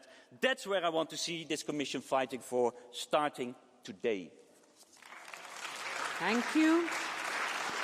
Now I give the floor to the co-president of the Left Group, Martin Schiedewan. Martin, go ahead.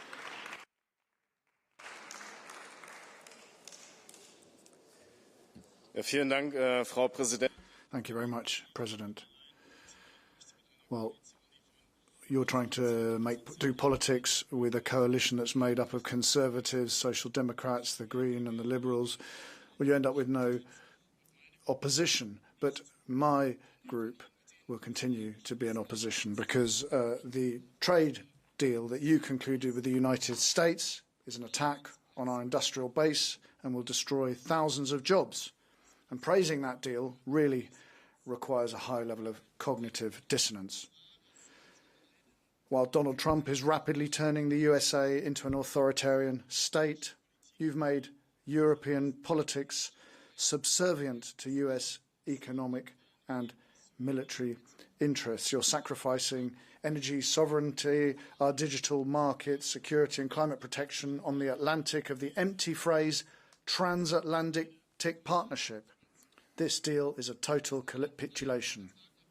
You're concluding one free trade deal after another, Mercosur, Mexico, India soon, and thereby you circumvent national parliaments, the basis of our democracy. But trying to fight overcapacity with more free trade is about as illogical as throwing firelighters on the flames of the European economic crisis. Every month, 10,000 jobs are lost in Europe in the steel sector. 1 in 3 Europeans lives in precarious conditions and has to count every single cent because of the increased costs of rents, food and energy. Working poverty, poverty in old age, child poverty. You can't fight these things using free trade. Rather, you need courageous investments in industry, infrastructure and public services. However, the only investments that you've come up with are 800 billion euros for armaments and militarisation. At the same time, your Commission is recommending measures to make brutal cuts in pensions, health and welfare payments. Your policies are splitting our society. Today, we've crossed a red line. For far too long, you've been silent on the humanitarian disaster and the war crimes committed by the Israeli army in Gaza. Your words are not enough. The association agreement with Israel must be suspended, weapons deliveries discontinued, and the far-right ministers of the Netanyahu government must be sanctioned. For 3.5 years, the EU has played no diplomatic role in trying to forge peace in Europe. Today, you've talked a lot about security guarantees for Ukraine and sanctions on Russia, but you can't hide the irrelevance of Europe's security and foreign policy. Your record is one of social and economic failure, foreign policy double standards, and subjection to autocrats. 60% of Europeans want you to resign. Do them a favour. Thank you. I give the floor now to the President of the ESN Group, René Aust.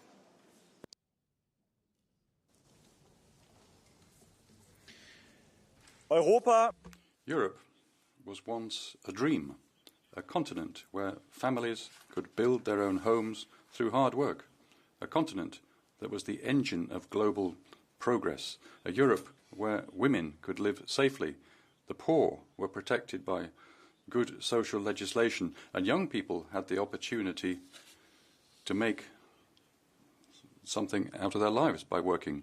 But this dream has been destroyed by politicians like Angela Merkel and Ursula von der Leyen. While the global economy is growing and new markets are emerging, Europe is falling behind. We know why. To know that, you just have to listen to Ursula von der Leyen's speech. Not once did she mention the core of the market economy, European entrepreneurial freedom, centrally planned billion programs, bureaucracy from the top down.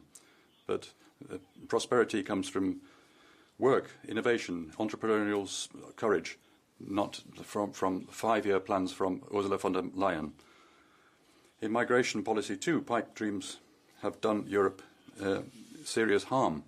Enrichment was promised. The reality, knife attacks, terrorism, rapes, drug gangs from Italy to Germany, Spain and Rotherham and Malmö. And in Brussels, where the EU talks about diversity, the Belgian government is seriously considering deploying the army in the capital in order to protect the city from violence and migrant gangs.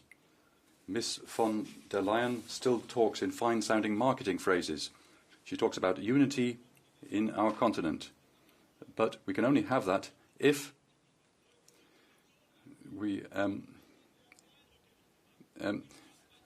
in Romania, elections are cancelled. Candidates are excluded from elections in France and democracy. You need to return to democracy and the freedom of opinion. We say yes to industry jobs, even if they emit CO2. No to chat control and censorship.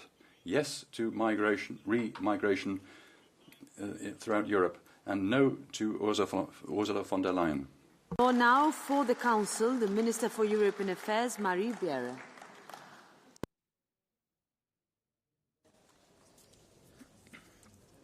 President von der Leyen, President Metsola, honourable members, I would like to thank the President of the Commission for her address and her analysis of the challenges and opportunities facing us. Europe needs a strong leadership in challenging time. Madam President, you provide such strong leadership. On a personal note, I have to say I am proud that Europe has such a strong leader like you. We need a Europe with a strong vision. You said it very clearly and very strong. A new Europe must emerge. This is Europe's independence moment. Europe should take control over its own security, technology and energy, and stand up for its values. Madam President, I note that several of the issues you mentioned today are completely in line with the Danish presidency's priorities, a secure Europe and a competitive and green Europe. Let me highlight a few. Our firm solidarity with Ukraine and its people at a crucial time, and the need to support more. Our Rearm Europe investment plan to strengthen the Europe defence industry and production so that we can defend ourselves by 2030 at the latest. The need for European Union to continue protecting the rule-based international order, especially in the light of the ongoing conflicts. The need to find European solutions to fight irregular migrants, including effective returns. The need to continue our simplification and burden reduction efforts to make the EU more competitive, while staying true to our green goals. And as a basis for all this, a multi-annual financial framework ready to deliver on future challenges. I will not go into further details here, but let me promise you that the Council is ready to continue the good work with Parliament and the Commission on the priorities. The Council discussed the Commission's letter of intent already on our meeting on the 16th of September. This discussion among ministers aims to give input to the upcoming Commission work programme for 2026. We also look forward to working with the Parliament and the Commission on the joint declaration on the EU's legislative priorities for 2026. And we will keep in mind the need to deliver results for Europe, to make Europe stronger, more secure, more competitive. We share your vision, Madam President, to give Europe the freedom and power to choose our own destiny. Thank you. Thank you. Now I give the floor to Dolores Montserrat. 1.5 minutes.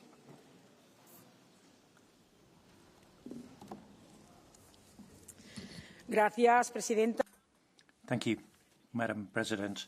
Thank you, President, for the proposals. We now need to move on to action now, because our main ally is increasing tariffs. China is moving forward increasingly as the geopolitical centre, looking at Ukraine, a fight for freedom and against tyranny. We need a fair, lasting peace. If Ukraine falls, that will be the beginning of the fall of Europe. Within our own borders, we face gigantic challenges.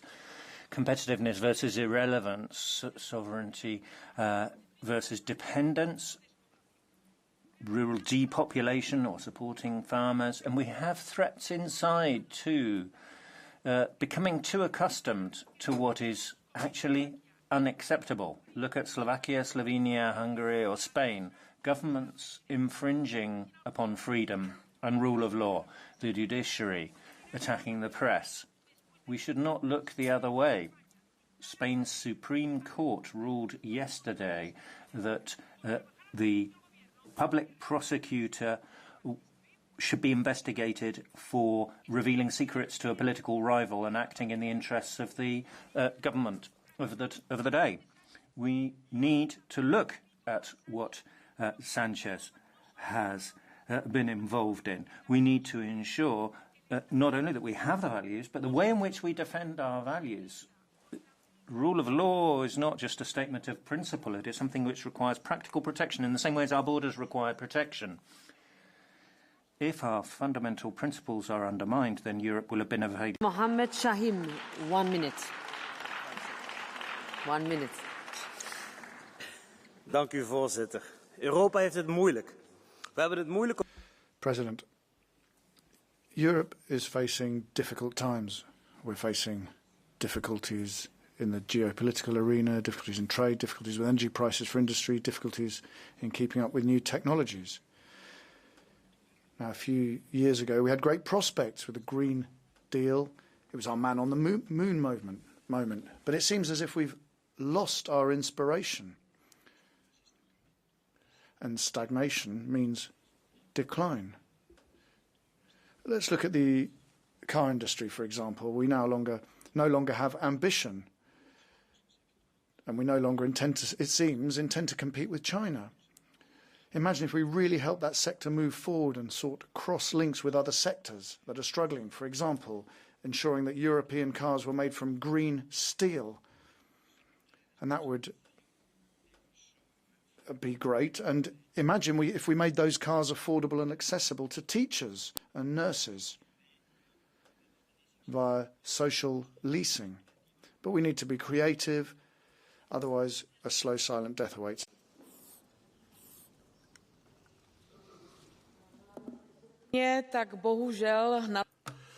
Well, unfortunately, there are clouds of big marketing phrase lingering over Europe. And at the same time, we can expect frost of bureaucratic paper forms, a wind of departures of entrepreneurs is coming. The insecurity of citizens is rising. But citizens don't care about the forecast of words. They feel a real draft in their wallets. A third of them expect their standards of living to get worse in 5 years. That's not just a number. That is a loss of trust. Europeans are not ATMs. They are people who work, pay their bills and want security. But your policies have made electricity more expensive, you added more paperwork, and you subsidize NGOs that lobby for further bans. You say you protect Europe, but in practice you are turning it into an expensive workshop from which companies leave and jobs disappear. Security is not populism. Security is a basic duty toward people, to ensure they don't have to fear for their jobs, their bills, their future. And this very duty you are failing to fulfill, Madam President. Your role is not to build a state and be ahead of this state. Your role is to be the head of a college that serves the citizens of the European Union. 2.5 minutes.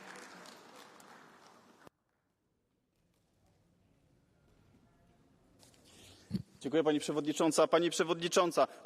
Thank you very much, President. What is the state of the EU? You seem to be thinking you can cover reality with empty words. Let's compare some data. When you took your post and today, we had peace on our borders. Today, not only do we have a war, we have Russian drones falling all over Poland. Now, you wanted cheap energy and you believed so deeply in a reset with Russia. Now, prices of energy have doubled over your term of office. Standard of living is falling and European debt is growing.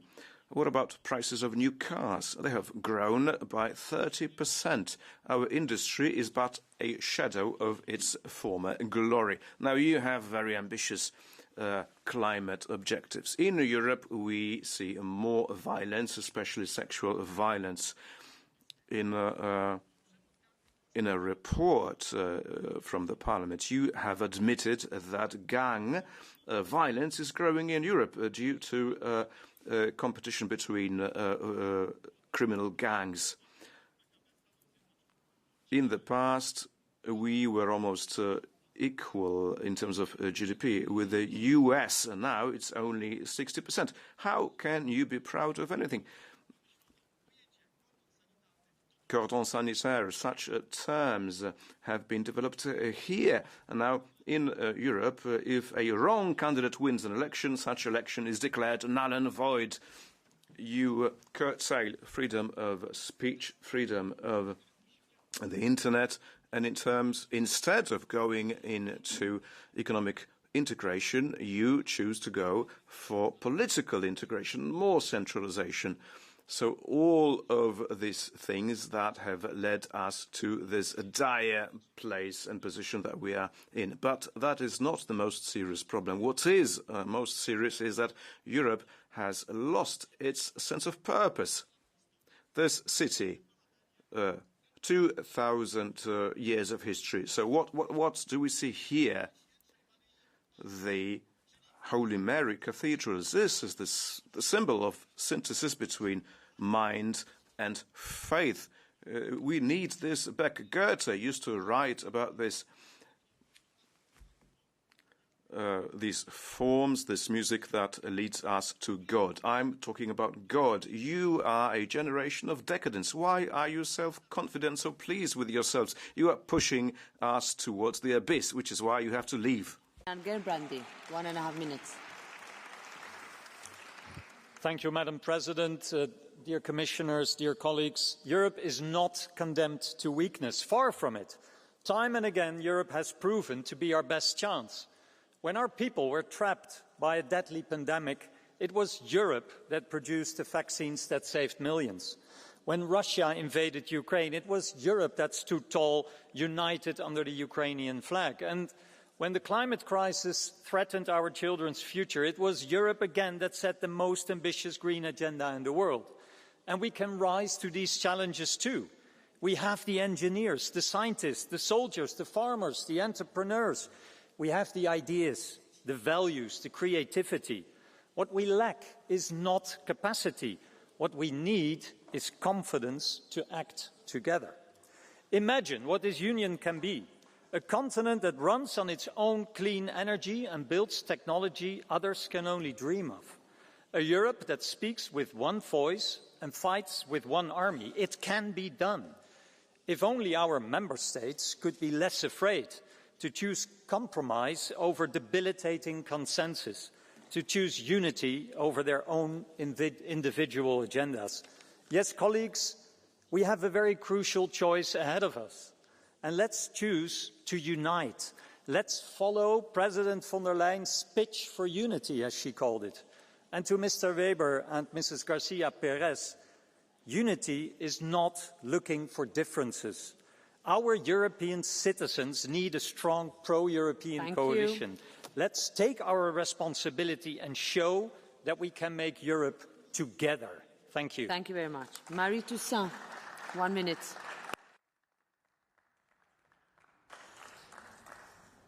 Madame President, Europe is not doing well, and I'm afraid you bear some responsibility for that. You've been full of promises to the European Parliament, but it sounds a bit hollow. You see liberalism, neoliberalism as the only way, but this has led us to neo-imperialism from Russia, China, and now the US. You signed an agreement with Donald Trump, the $750 billion that you shamefully promised him for his climate-killing energy. This man wants Europe as his vassal. So what is your Europe for?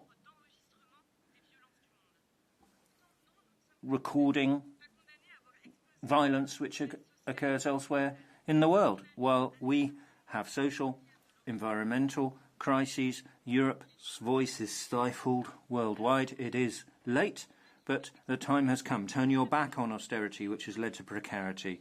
Let us put climate and social justice as our compass, defend international law, and defend Benedetto Scuderi and other parliamentarians who are fighting in Gaza and Ukraine and elsewhere for humanitarian reasons. Botenga.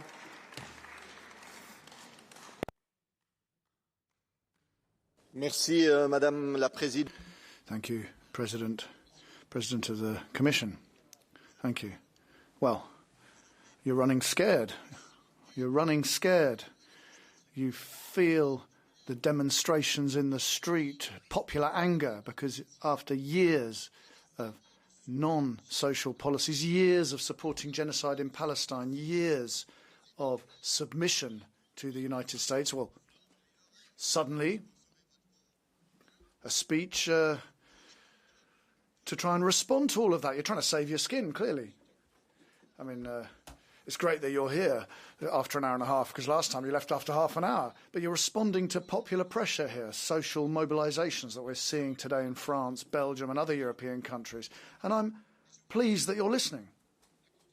But I also see the contradiction, because billions of euros, 800 billion for arms company shareholders. I mean, you're putting that money there, but it's money that won't go into pensions, into housing, to fight poverty. So on the one hand, you're smiling at people, but on the other hand, you're stabbing them in the back. And we're not going to let that happen. We'll continue our mobilisation. Thank you. 1 minute, please.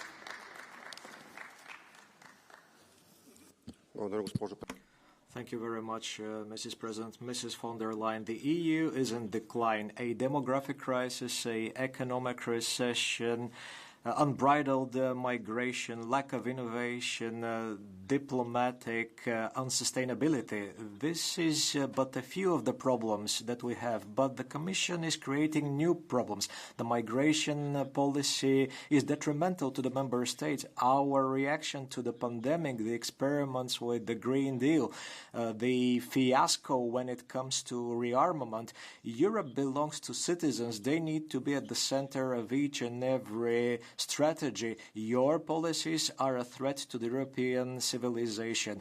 The freedom of expression is today being threatened. If everyone who thinks differently is dubbed as an extremist, but we're not extremists. We defend our states, our peoples, our families. You are the extremists because you have put Europe on the road to war and you do nothing for our prosperity.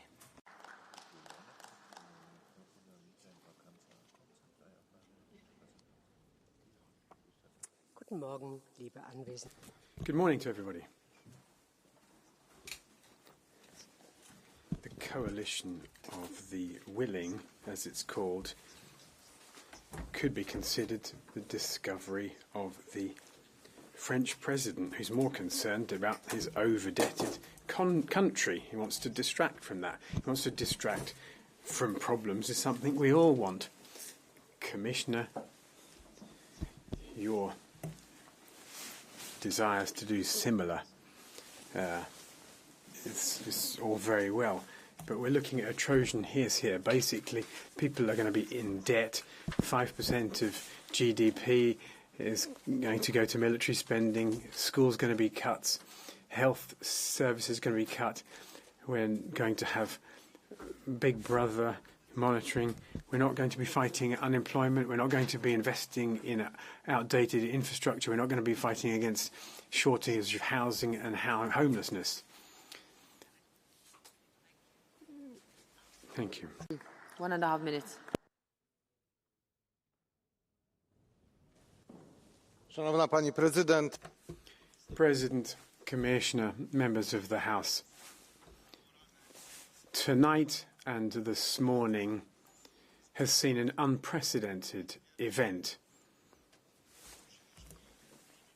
We have had to defend a NATO country, an EU country. Drones were fired. And we have passed the test. We have solidarity. We've been able to react quickly. And I thank Dutch and Italian pilots, and I thank the Commission for their resolute and rapid reaction. But now we have to think about whether or not this was by chance. This wasn't just, was this really just a lost drone? Where's the real threat to be found, and who is that? Putin is testing whether we stand together. He's testing whether we're ready to defend our security. The citizens of all European countries expect that we will be effective in this task. And I call on you. It's high time now. Let's not look for enemies where there are none. it's Putin who's bombing schools and hospitals and stealing children. Ukraine needs our help, and we should help because it's defending our security. Are you going to keep saying on the right side of this House that it's not our war? This is also about the security of your citizens. You can't be calling yourselves patriots if you don't know what patriotism means. And to the left, I say this. Our security is our priority. And if we want to be effective in other areas, strong economy, money for other things, a competitive economy, then we have to stand together and ready to show solidarity to defend Europe. Will you take it? Blue card. From Ms. Grappini. Ms. Grappini, go ahead. She'll speak in Romanian, so perhaps you take the earpiece. Dear colleagues,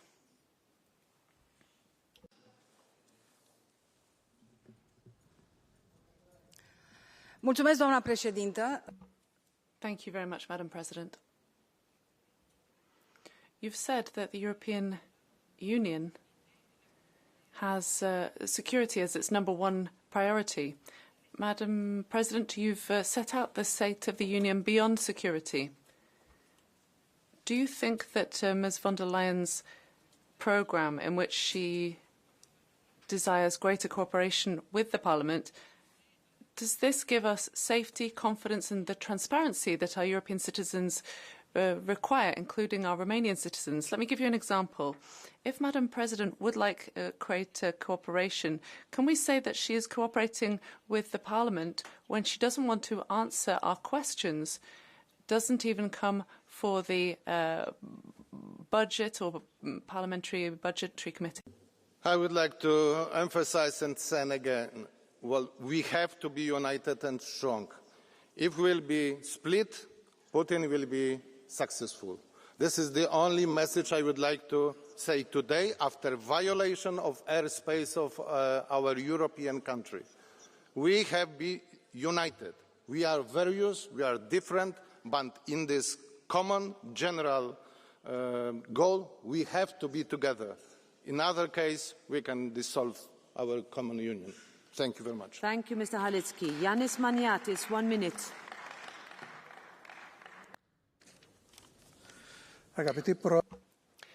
President von der Leyen, allow me to begin by thanking the Greek rescue workers who are working every summer to protect us all. Fire services that need support both at national and European level. Madam President, political developments are pushing us to our limit. I want a stronger Europe in Gaza, in Ukraine, in Libya, Syria, in the Caucasus, on climate change, in strategic autonomy with the Rearm Europe, instead of using the growth of or instead of encouraging the growth of the European defence industry, why don't we protect our borders in the Eastern Mediterranean? For the new Union budget, I want a greater regional policy which strengthens our territorial cohesion with a specific budget line for every region in order to guarantee that none of us get left behind. I give the floor next to Herman Tetsch. 1 minute.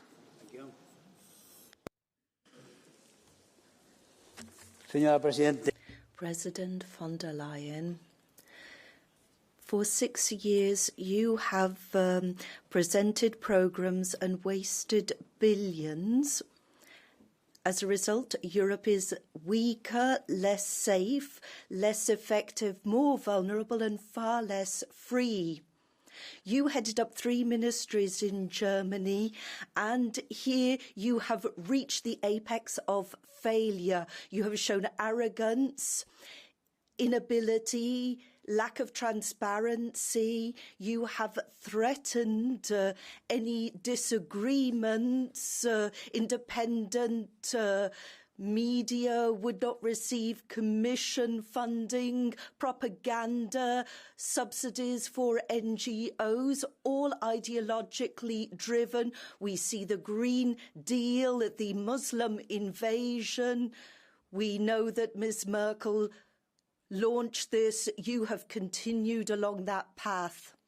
And now we see what is happening in Israel. You have defamed Israel, and we hope that Europeans will show courage and defend our civilization and our society, as Israel is doing so. 1 minute. Thank you, Madam Speaker. President von der Leyen, it's great to see you here. Last year, you fled the chamber after half an hour, much like public trust in your leadership has fled. Now, 6 in 10 Europeans want you to resign. And who can blame them? You buried Europe under a mountain of regulations and danced to the tune of the Green Left choir while industry crumbled and taxpayers bled. You came in promising unity and delivered debt and division.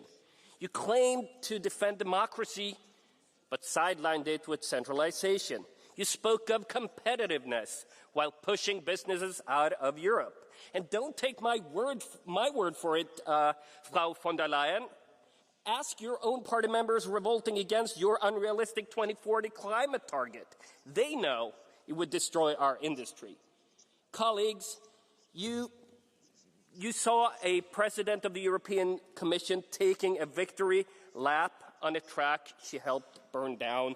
Europe deserves better. It's time to resign. I give the floor now to João Coutinho de Figueiredo. 1.5 minutes. Thank you, Madam President. Frau von der Leyen, allow me to address you directly to remind you of the great wisdom of Spider-Man. With great power comes great responsibility. You have great power, Frau von der Leyen. You lead the executive unit of our union. And I had a chance to talk to you and also with Council President Costa before your mandate began. Do you remember? So I'll ask you again today what I asked you at the time. Show leadership. That means decide exactly what needs to be done and then actually doing it, forcing it through. Show courage by treating what is important better than what it is urgent, and not trying to please everybody. As you've seen, it's not going to be possible. And show speed, please. Show speed, because we know we can move faster, and we know we are running out of time. When we didn't need Draghi to tell us this, that we're running out of time, and also that we run an existential risk. So I say again, you have great power, you have the great responsibility to reform the EU before it is too late, and there are 4 years left in your mandate. Use them to show leadership, to show courage, to show speed. Renew Europe. We'll be here to help you. But the primary responsibility is yours. For Europe's sake, I wish you success and good luck. Thank you. Thank you also for showing speed in your speech. Anna Cavazzini, 1 minute. Ja, Frau Präsidentin, Sie sind angetreten mit einem President, you took office promising that Europe must be less dependent. You've repeated that time and again today. It was a good speech, but let us look at facts, implementation, the majorities. We're not seeing climate protection. Your own group here in this House is undermining and attacking key legislation on combustion engines, for example. We are not seeing self-assured dealings with the US. What the EU is doing is bowing to Trump. If you really want to hold the line, then please do not start reopening legislation that has just been adopted. Show a backbone. If you want true digital sovereignty, then don't kowtow to Trump. Implement a digital tax for once and for all. We need European SME legislation. Don't duck legislation because it doesn't go down well with a few US tech firms. Be strong and don't bow to the chauvinists. For you, will you take it? Mr. Ronsa. Your colleague from the East, from Poland. I will speak in Polish. Please take headphones. Okay. My speech will be in Polish language. Pochodzi pani z... You're from the Greens, and you probably know about the environmental protection details. Now, I wanted to ask you, we've heard that Brazil use 4,000 pesticides to produce food products. Knowing that, do you support the EU-Mercosur agreement? Do you like the fact that firms producing in Europe can't sell pesticides in Europe and then they sell them to Brazil? Do you support the agreement? Do you support foodstuffs produced with all these chemicals? Vielen herzlichen Dank für die Frage. Thank you for your question. It is extremely important that we cooperate with Latin American countries, particularly in the Trump era. But it is true that a bad deal for our farmers, a deal that would further destroy the Amazon region, is not a good trade deal, and the Greens will not support it. Now to Gaetano Pedulla. 1 minute.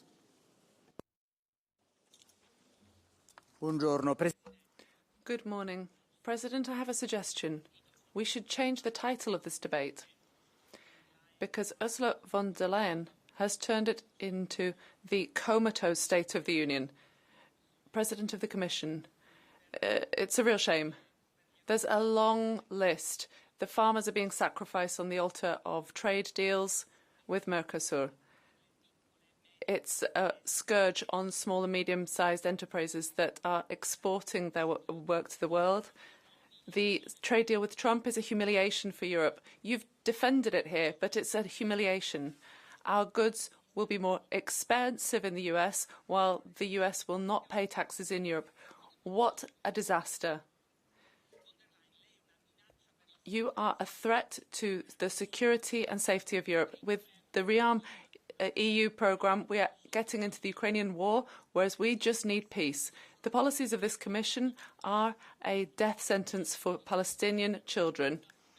What do you expect? Do you think you're going to stop arms sales to Israel? Go home. And Ulrich, 1 minute, please. Pani Leyenová, za to, Frau von der Leyen, for the way you're destroying Europe, you should have been in court for a long time and not call for 2 billion budget here in the European Parliament and introduce even more destructive Green Deal measures.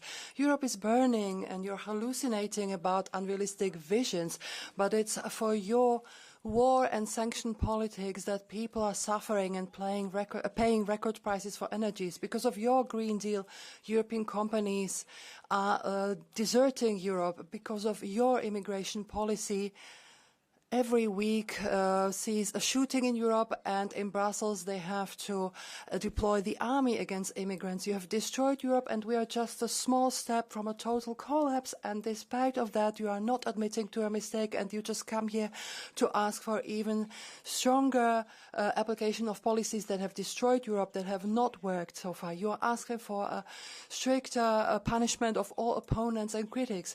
Ms. von der Leyen, do one good service for Europe, resign. You are not the chair of Europe. Europe belongs to people, not to you. Excuse me, Mr. Ulrich, you have a blue card from Mr. Gasiuk. Will you take it?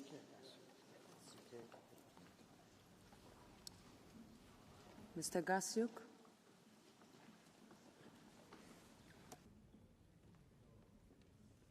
Ms. Gasiuk? Okay. Yes, Camilla, go ahead. Ms. Gasiuk. Use your headphones. Dzisiaj wobec Today we are faced with a threat, and we can't divide Europe. We can't submit to Russian disinformation. We mustn't relativize the fact that Russia is the deadly threat faced by Europe, and we need to sanction Russia. Today, the remains of a Russian drone fell on Polish land 30 kilometers from my own home. The war is close by. Poland is defending Europe, shooting down Russian drones. That is where we are at on the eastern border. So we have to show that we are powerful and united, because Russia only understands the language of strength. 30 seconds. Thank you very much. I didn't understand. The interpreting was not working, but what I got from my understanding of Polish, I am convinced that the European Union should not transform itself into a military union. A European Union should be a peaceful economic project of economic cooperation, fair cooperation between nations, and should not be buying arms, should not transfer money from agriculture and regions to purchase of drones or tanks. It should not turn into a military union. It should remain a peaceful and economic project. That's all we want. Now to Elena Ioncheva, 1 minute.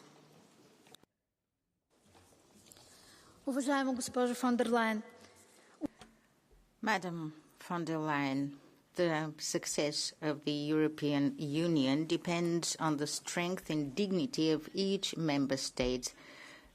You were in Bulgaria on the 31st of August when the world media agencies gave false information about your plane circling around Plovdiv for an hour and a half, which was not true. And this is the type of information that harms the reputation of Bulgaria, because now Bulgaria is associated with this so-called news. In the current context, each piece of false information may lead to dangerous consequences. Bulgaria has very well-developed air traffic. So please confirm that. Can you really confirm that there were no gaps in our security during your flight?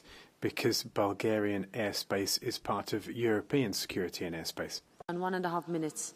Madam President, President von der Leyen, dear colleagues, we are surrounded by autocrats. Autocrats who want to weaken us, who cooperate, look at their picture in Beijing, who attack our neighbors, our values, our cyberspace and our democracies. Disinformation, cyber attacks, provocations and electoral interference are their weapons. And they are looking for servants within the 27 member states of the Union. They challenge us from outside and they challenge us from inside. And looking away will not protect us. Nobody else will protect us unless we protect ourselves. And it's clear that to live in peace we need to be strong. This is why setting security and defence on the one side and competitiveness on the other side as our top priorities for the next years is the right decision. And these two, security and competitiveness, are interlinked. We will only be able to invest more in our security if our economies are strong, and the private sector will only invest more in our economies if they feel safe. And to be protected, we need even more. Food security is of essence. There can be no national security without food security,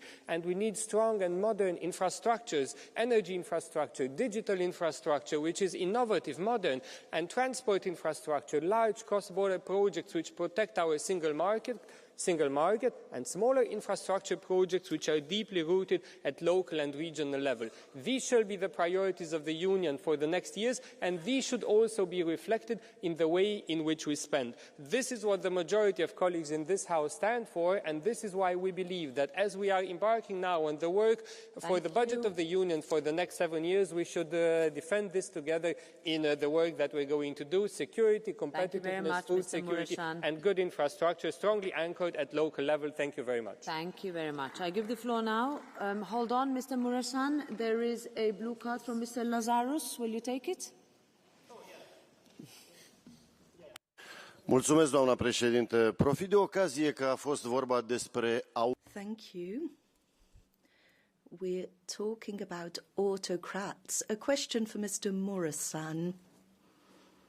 Can he see a parallel between autocrats in the East and the methods used by Mrs. von der Leyen, guiding Europe via the European Commission? We have understood that Mrs. Metsola had filed a complaint under Article 122 against the Commission about the safe package, thereby circumventing Parliament. What is the current state of play there?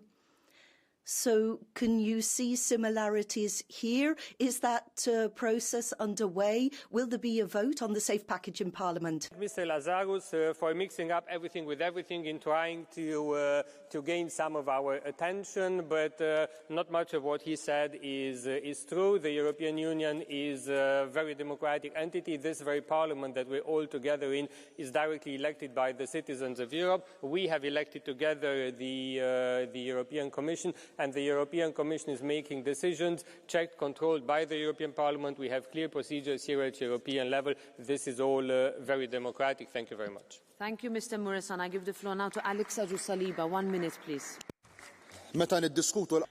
When we discuss the state of our union, we cannot ignore the state of the world. Our voters ask you to put a stop to the killing in Gaza, to stop and to halt the trade with Israel. We cannot have business as usual with a country that commits genocide. It goes against our treaties. The European citizens are also worried about what comes from a derailed president in the White House. And today we had complete silence. We cannot be blackmailed into watering down our digital laws over transatlantic trade tensions. Following the statements made by the US regarding the DSA, you should activate the anti-coercion mechanism as soon as possible. Europe needs to become stronger and invest in its public digital infrastructure. We are 80% dependent on foreign technology. Our priority should be to reduce this number by the end of the digital decade in 2030. We need the right to disconnect.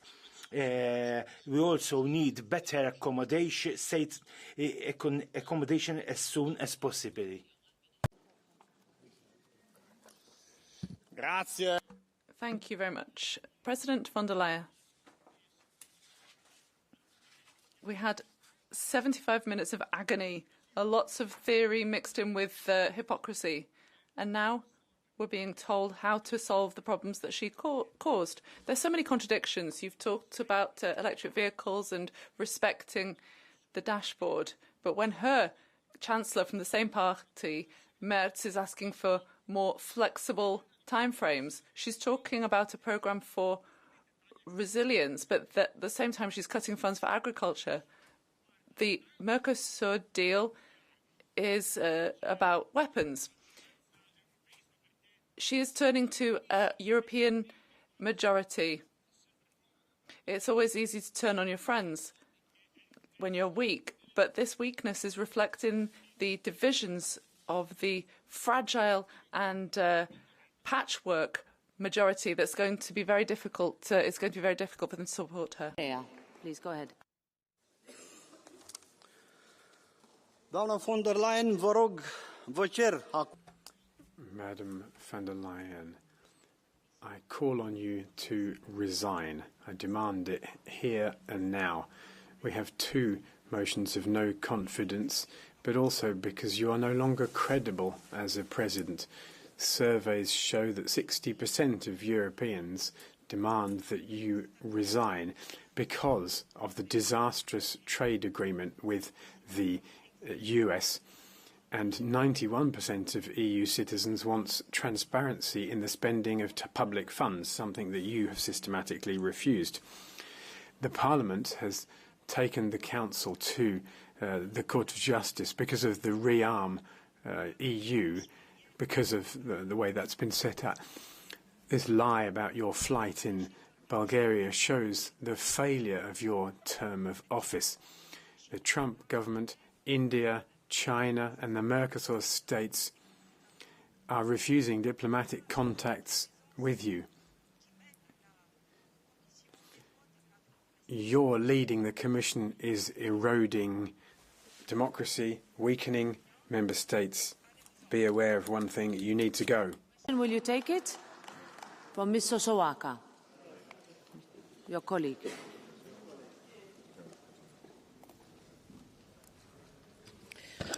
Vă mulțumesc. Am apăsat blue card și la... Well, I've been given the floor, and I would like to speak to the colleagues in the EPP Mr. Piperea, I think there's a different question you should ask for Mrs. van der Leyen, namely, why hasn't she mentioned that Qatar was attacked by Israel yesterday and 15 civilians were killed in that attack? Mrs. van der Leyen was talking about the Talmud and saying that the religion of Israel was linked to the... You speak. Mr. Piperea, would you like to answer? Anything to answer is not a question for me, I'm sorry. I give the floor next to Martins Stakis. 1 minute, please. Dear colleagues, I too dislike the one-side trade deal with the United States. I too dislike watching Europe quietly accept a shifting world order or the next sudden decision from the US president. So we can shout in the sky, tear our air out, or hold the endless non-confidence votes. But nothing will change if we don't understand one simple truth. Any commission will have its hands tied if Europe depends on others for security. So our values are the strongest in the world, but our muscles are weak. So relying on America's shield comes at a price for Europe. Only Europe able to defend itself will be treated as equal by Washington or by Beijing. So defense must come first, the better trade deals and influence will follow. Thank you very much, Mr. Stakis, also for sticking to time. Per Clausen, 1 minute.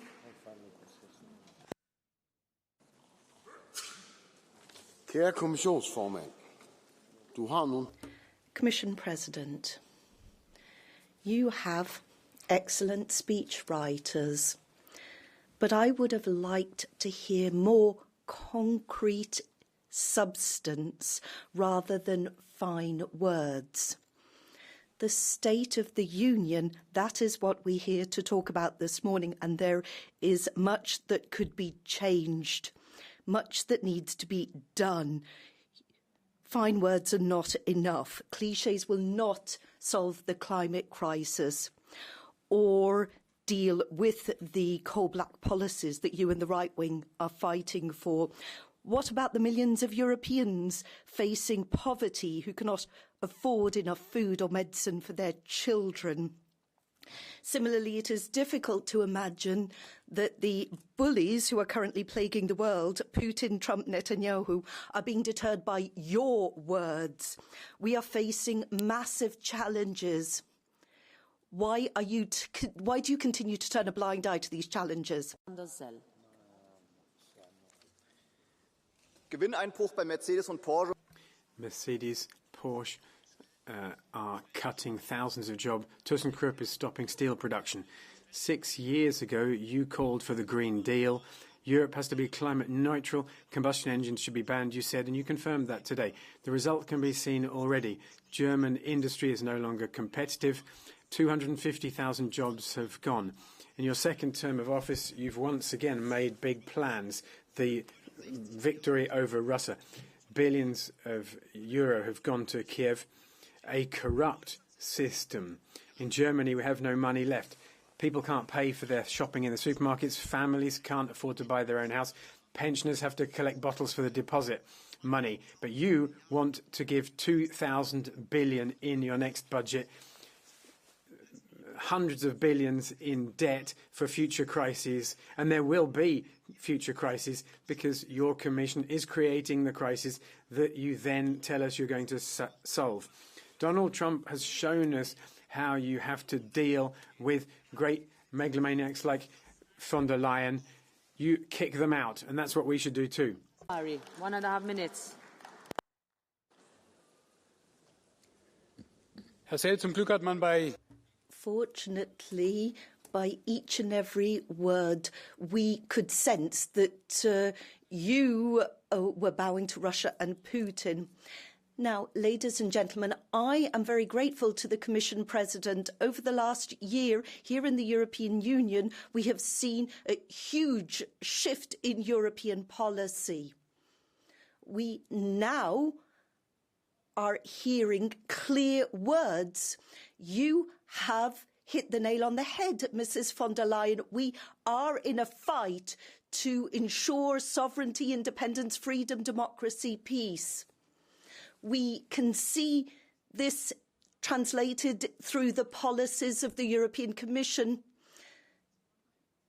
We have seen proposals that do not undermine competitiveness and defence, quite the opposite. When it comes to defence, we're finally seeing progress. When it comes to competitiveness, finally seeing progress. We have ambitious omnibus to cut down on red tape. We need to add one further point. We need to tackle social issues. We want to see greater prosperity, social welfare payments, child welfare payments. How do we finance defence investment? We need competitiveness to do that. And so I would urge all in this House to work together.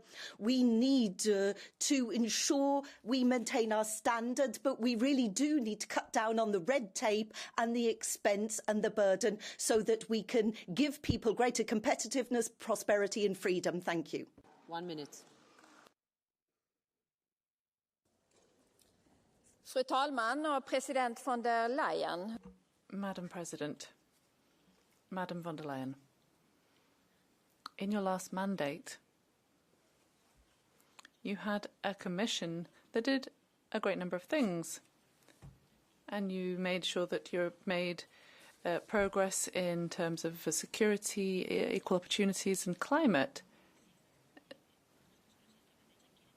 Now we have the far right who want to reduce that ambition. The Social Democrats want to continue to work on these subjects. We agree that you need to fight the positions of the far right, including on the issue of equality.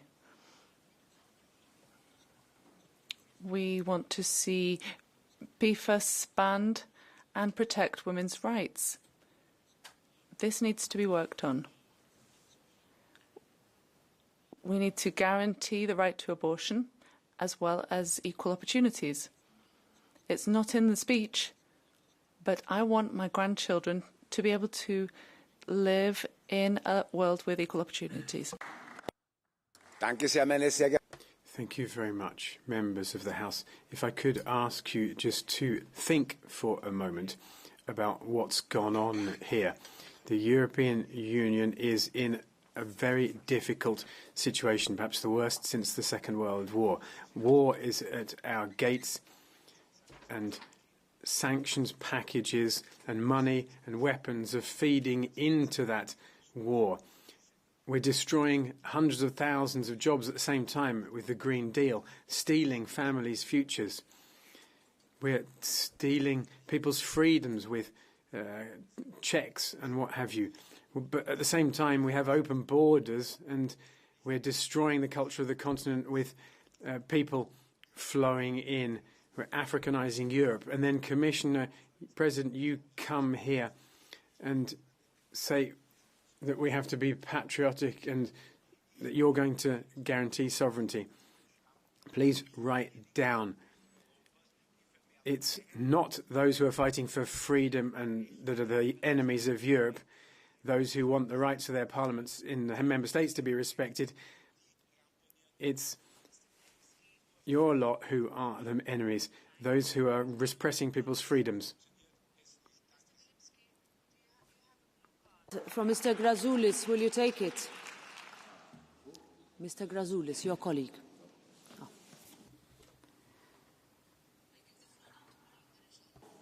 1 minute. Madam von der Leyen, the EU is today facing an existential threat. While you are attached to your old software, such as the Green Deal, you are preparing to sign a Mercosur deal going around the vote of the states. You want to accept an unfair deal with the US, while that was an opportunity to show that you were at the up to the historical moment. We are currently in an era of authoritarianism. Free trade is behind us. We can no longer count on Washington to guarantee our security. The UN and other institutions are impotent faced with the conflicts all around us. International law has been replaced by a power struggle. Nigeria has twice as high a birth rate as our countries, and you only spend 1 minute on the issue of immigration. This speech was the proof that you do not realise what the situation faces us. So once again, we would like to appeal to you to break with the past. You have a blue card. Would you like to accept it? A Polish colleague. Szanowna Pani Przewodnicząca. President, thank you very much to the President of the Commission for showing solidarity with Poland. I know that there are a lot of issues today. Okay, go ahead. Start again. Thank you. Szanowna Pani President of the Commission, the Polish delegation would like to thank the President of the Commission for the expressions of solidarity because Polish airspace has been violated by Russian drones today. This was targeted. It was not an accident.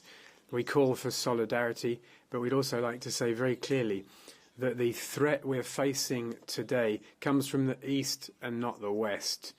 Europe stands for values, it stands for security. It's also about European funds and the safe funds.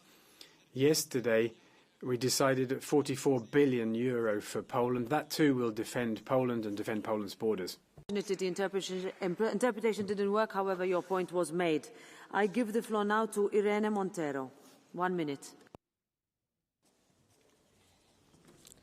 Gracias, Presidenta. Thank you, President. President, you said that Europe fights for freedom. Are you willing to go to war to defend Europe's freedom, buying weapons? Imagine what Israel is doing to Palestinian children dying of hunger. You are subjugating Europe to the two greatest threats in the world, the US, for example, and you did a deal with the US president in a private golf course. You are supporting a terrorist action by Israel. You are not supporting sovereignty. You are bowing to Donald Trump. And what about the vessels bringing medicine and food to Gaza? They are turned back. You said that this fleet of vessels was escalating the conflict. This is civil humanitarian aid. Are you going to support civil and humanitarian aid or a terrorist state in Israel? Are you collaborating with genocide? You should stand for humanitarian international law. I give the floor now to Mr. Tobé, 1.5 minutes. No, Mr. Tobé.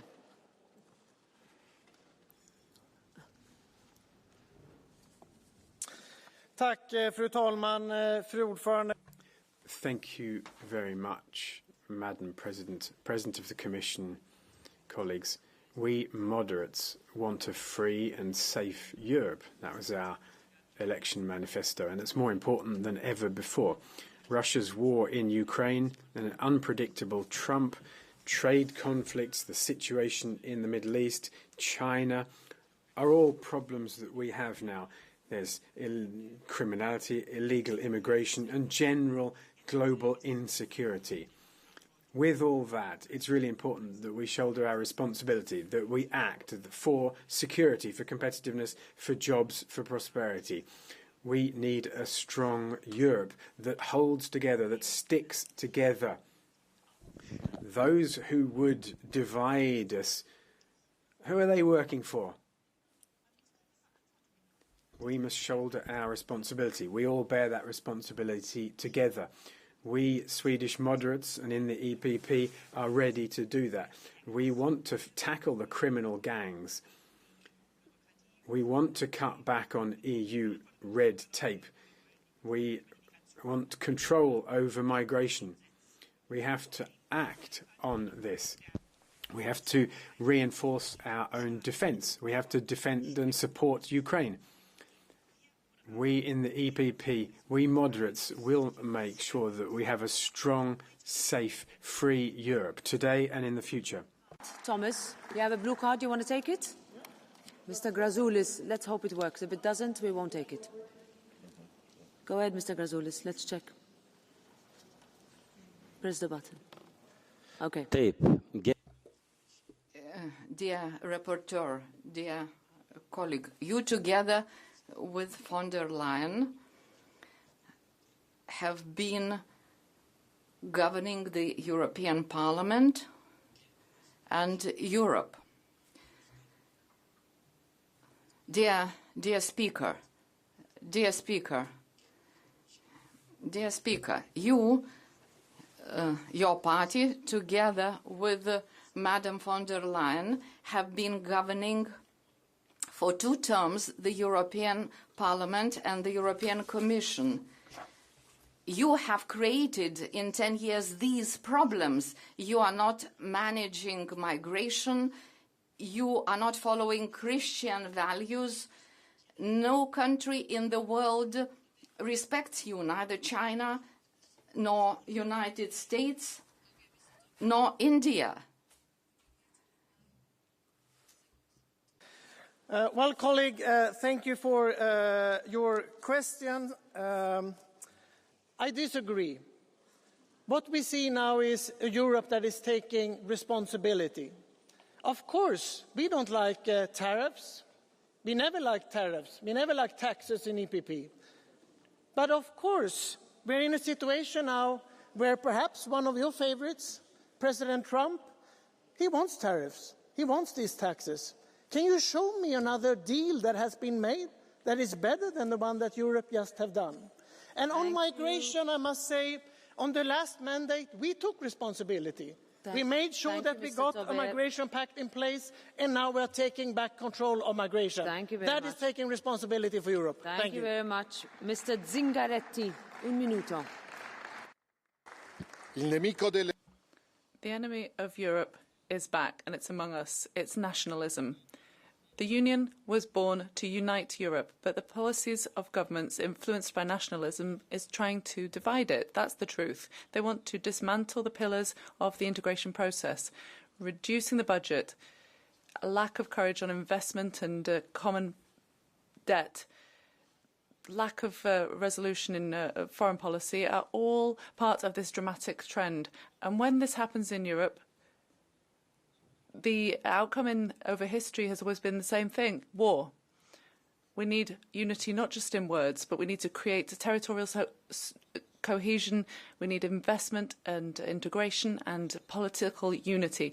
Madam von der Leyen, you represent the synthesis between a council who is enthralled to nationalist trends and a parliament that is strongly pro-European. This commitment has been weak until today, but history is asking us to change tack, because defending democracy and defending freedom means rebuilding hope in this wonderful project. Thank you. Tom van den Driesche, 1 minute.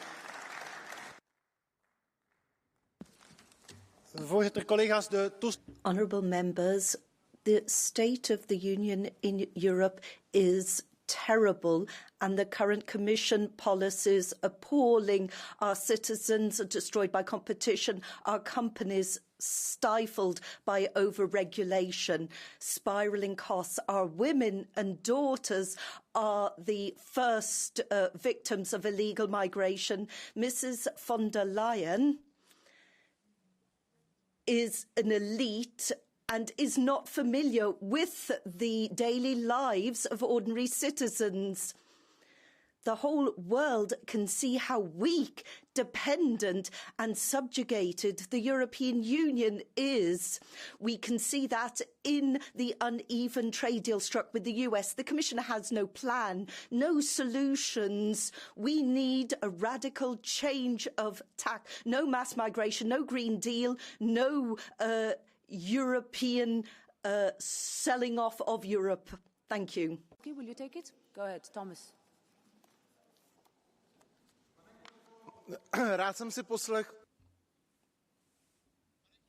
Colleague, I was glad to listen to your speech. Can you show us the rational solution finally? So how do you work out an agreement with the United States? What sort of a deal would you do? Show us how you do it Go there instead of Commissioner Šefčovič and show us how to make a deal with Donald Trump. In your social networks, I often see criticism of the EU. Show me something constructive, something that you have really achieved whilst you were in the European Parliament. Honourable Member, I would quote Mr. Costa, Council President. Last week he said that this trade agreement is clearly uneven. The focus is on the war in Ukraine. We need a new strategy. We need peace and a strong Europe. Thank you. Very much. Veronika Vretonova, 1 minute.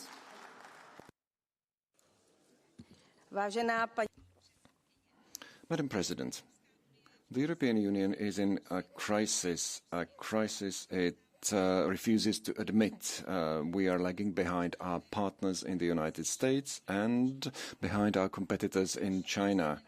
In many respects, we are no longer leaders of innovation. We are no longer pioneers. We seem to know only to regulate, especially to our detriment. If we want to protect our future in Europe, our future prosperity, we need to stop strangling people and companies. We have to limit ideological regulations such as the Green Deal, and we need to stop thinking that we know best how people should behave and how businesses should do business. If we don't stop doing that, Europe will remain a huge open-air museum where Americans and Chinese will only come to take pictures of castles. That if you've already asked a blue card, you cannot do it again. So, Mr. González Pons, go ahead, please, Vice President. Madam President, the world is becoming anti-European, and we must accept that. Our main partner is insisting on tariffs. China is taking advantage of our market to get rid of its industrial surplus, but we can't take a step back. We have to remember the epic spirit that led us to a mass purchase of vaccines in COVID. The new MFF needs to renationalise our common policies. This is a step backwards.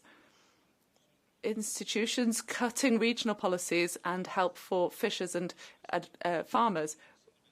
If we don't have European policies, why do we have a European Union? Don't you think it's absurd that member states are sending an envelope with money to Brussels to feed into the European budget, and once that budget has been instituted, they get another envelope back instead of common policies? Madam President, the breach of our airspace by Russian drones is the real state of the Union. There's nothing else. And tomorrow, there is not going to be any other talk of anything else.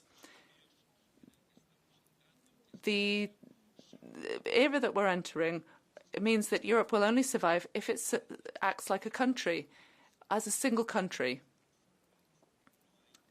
There's no other option. Congratulations on your speech. You know that you can count on us. Your luck will be that of Europe. Vice President González Pons, and now I give the floor to Javier Moreno Sanchez. 1 minute. And again, if you want to ask a blue card, please press at the beginning of the speech. Otherwise, it comes too late. Please, Javier. Gracias, Presidenta. Thank you, President. Mrs. von der Leyen, the European Union is at a tricky juncture. Do we continue to build Europe with pro-European forces, those that supported your candidacy, or do you go along with those looking to unravel the policies you proposed, destroying the Green Deal, the legislation against violence and the digital legislation? We need to tackle the challenges that lie ahead. Young people want to see their rights guaranteed, access to affordable and decent housing. President, allow me to finish with the following message. We want to see peace. So please be on the right side of history, as is Pedro Sanchez's government when it comes to genocide in Gaza. Suspend the association agreement with Israel. You know that the Spanish socialists are determined to continue to defend Europe. Thank you. Thank you. Mr. Moreno Sanchez, you have a blue card. Will you take it from Mr. Solier? Diego Solier. Go ahead.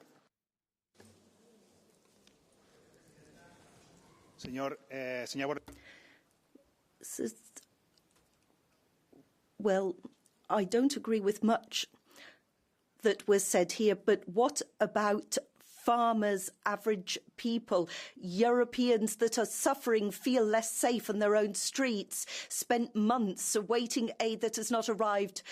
They are trying to put out fires with their own hands. What is happening to those problems in the European Union? What happens when a member state does not respect the balance of powers? We need democracy. And what happens? What will the European Union do to help us if a government ignores reality? Sorry, I can't answer because I didn't understand what he said. We'll have to check the system. Puedo repetir si quieres. It's okay. Thank you, Mr. Solier. Jorge Buxadevil Alba, 1 minute.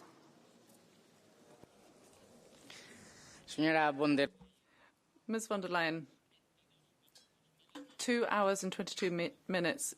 Millions of Europeans are working to pay your salary and for mine and all of yours.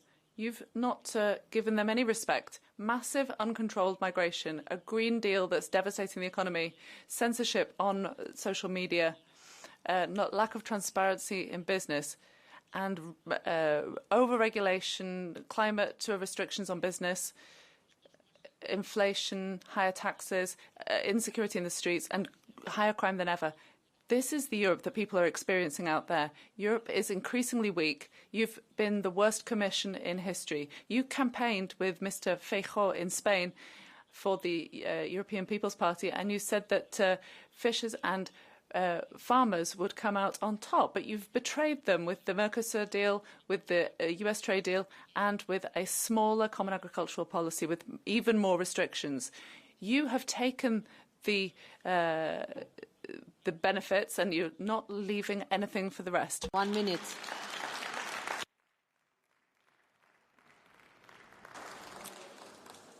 Chair colleagues, thanks a lot.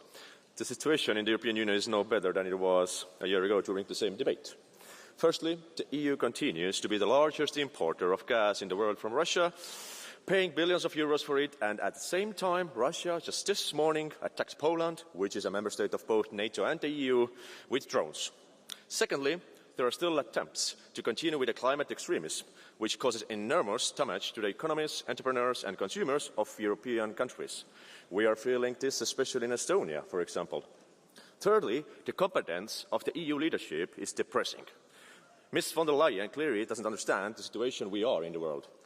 The situation is even sadder with the EU's top diplomat, our own foreign representative, Ms. Kallas, who only last week made the whole of Europe a laughing stock within the framework of the European Institute of Security Studies, where she showed her infantility by not having basic knowledge of history and not having basic understanding of geopolitics, and all this in terrible English.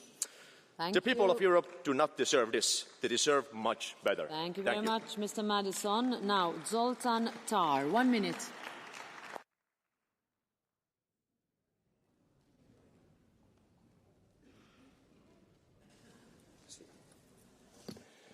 Köszönöm a szót, elnök asszony. Tisztelt elnök asszony. Thank you very much, President of the Commission.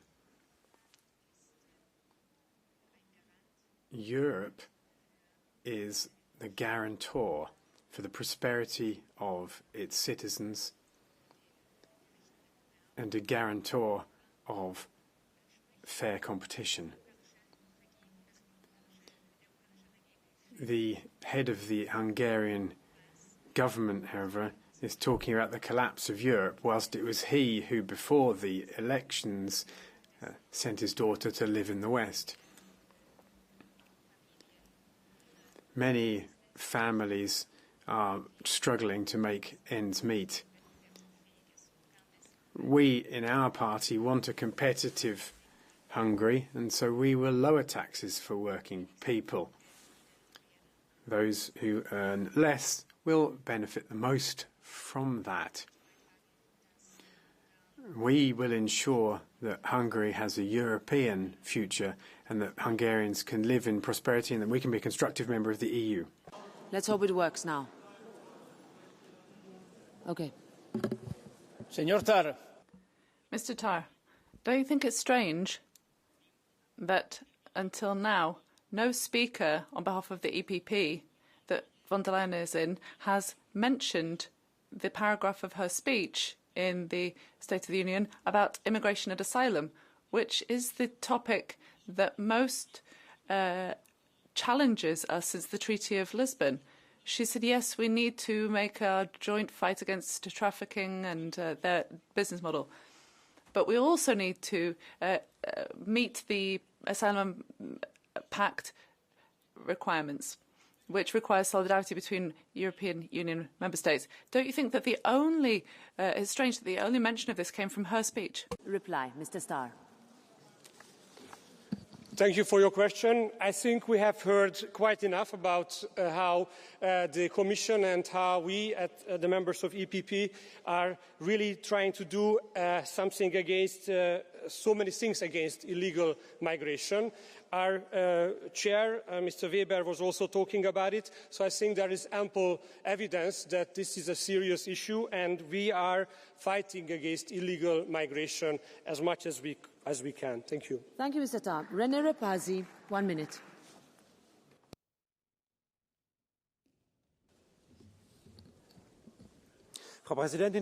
President, Commission President, honourable members.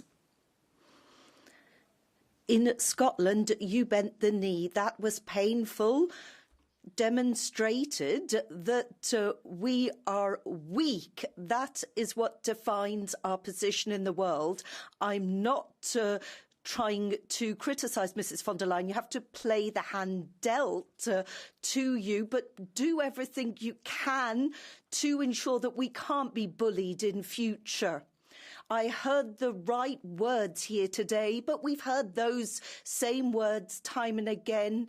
We need action more than words. I don't want roadmaps. I want legislation. I don't want lip service. I want to see proper fining of big tech, for example. I want real investment, new investment. Then we can see achievements. Thank you.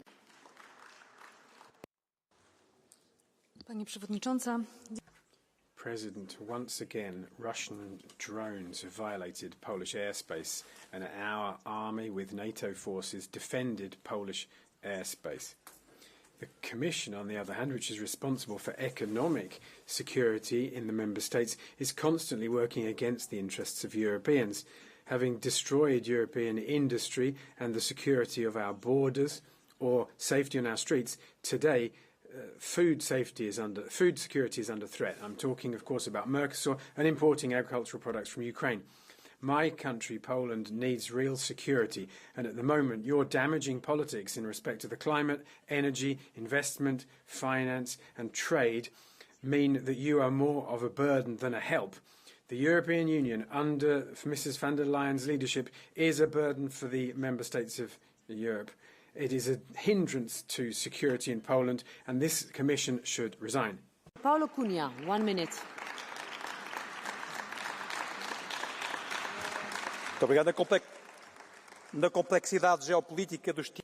Thank you very much. We are facing a geopolitical situation that is increasingly complex, and we're being presented with simplistic solutions. Europeans are demanding a clear message, objective, clear actions in Ukraine, peace, whatever it takes, in the Middle East. We see that the humanitarian situation is a constant worry. A two-state solution is sought. The trade deal with the US is limited, but it's better than no deal. And in spite of all of this, we need a solution with no tariffs. And we do see that we are facing a demographic, climate and digital challenge, and a challenge in terms of competition internationally. We can't bend the knee. We have to defend our European model, guarantee the competitiveness of the European Union. We must continue to be responsible, contribute to a more competitive Europe that is fairer and with greater solidarity. Merci, Madame la Présidente. Thank you, President. President of the Commission, you've come to tell us this morning that Europe is in an existential fight, and you're right. It needs to be said, Europe is under threat and needs to fight back. But submitting to Donald Trump in Scotland wasn't fighting. Is it fighting to allow Russian funds in our banks? Is it really fighting, allowing TikTok and X to undermine our democracy? Is it fighting to not apply the Digital Service Act? Is it fighting to allow Gaza to be razed? Is it fighting to allow Urban and Fico to trample on human rights in the EU itself? And is an MFF with so little ambition really fighting? Words, words, words, Hamlet said in Shakespeare. Well, we need more than words. If you want to turn words into deeds, then we will stand by you, including against the extreme right and against the Council. But if it's just a case of fine words, then we're in trouble. Yes. 1 minute.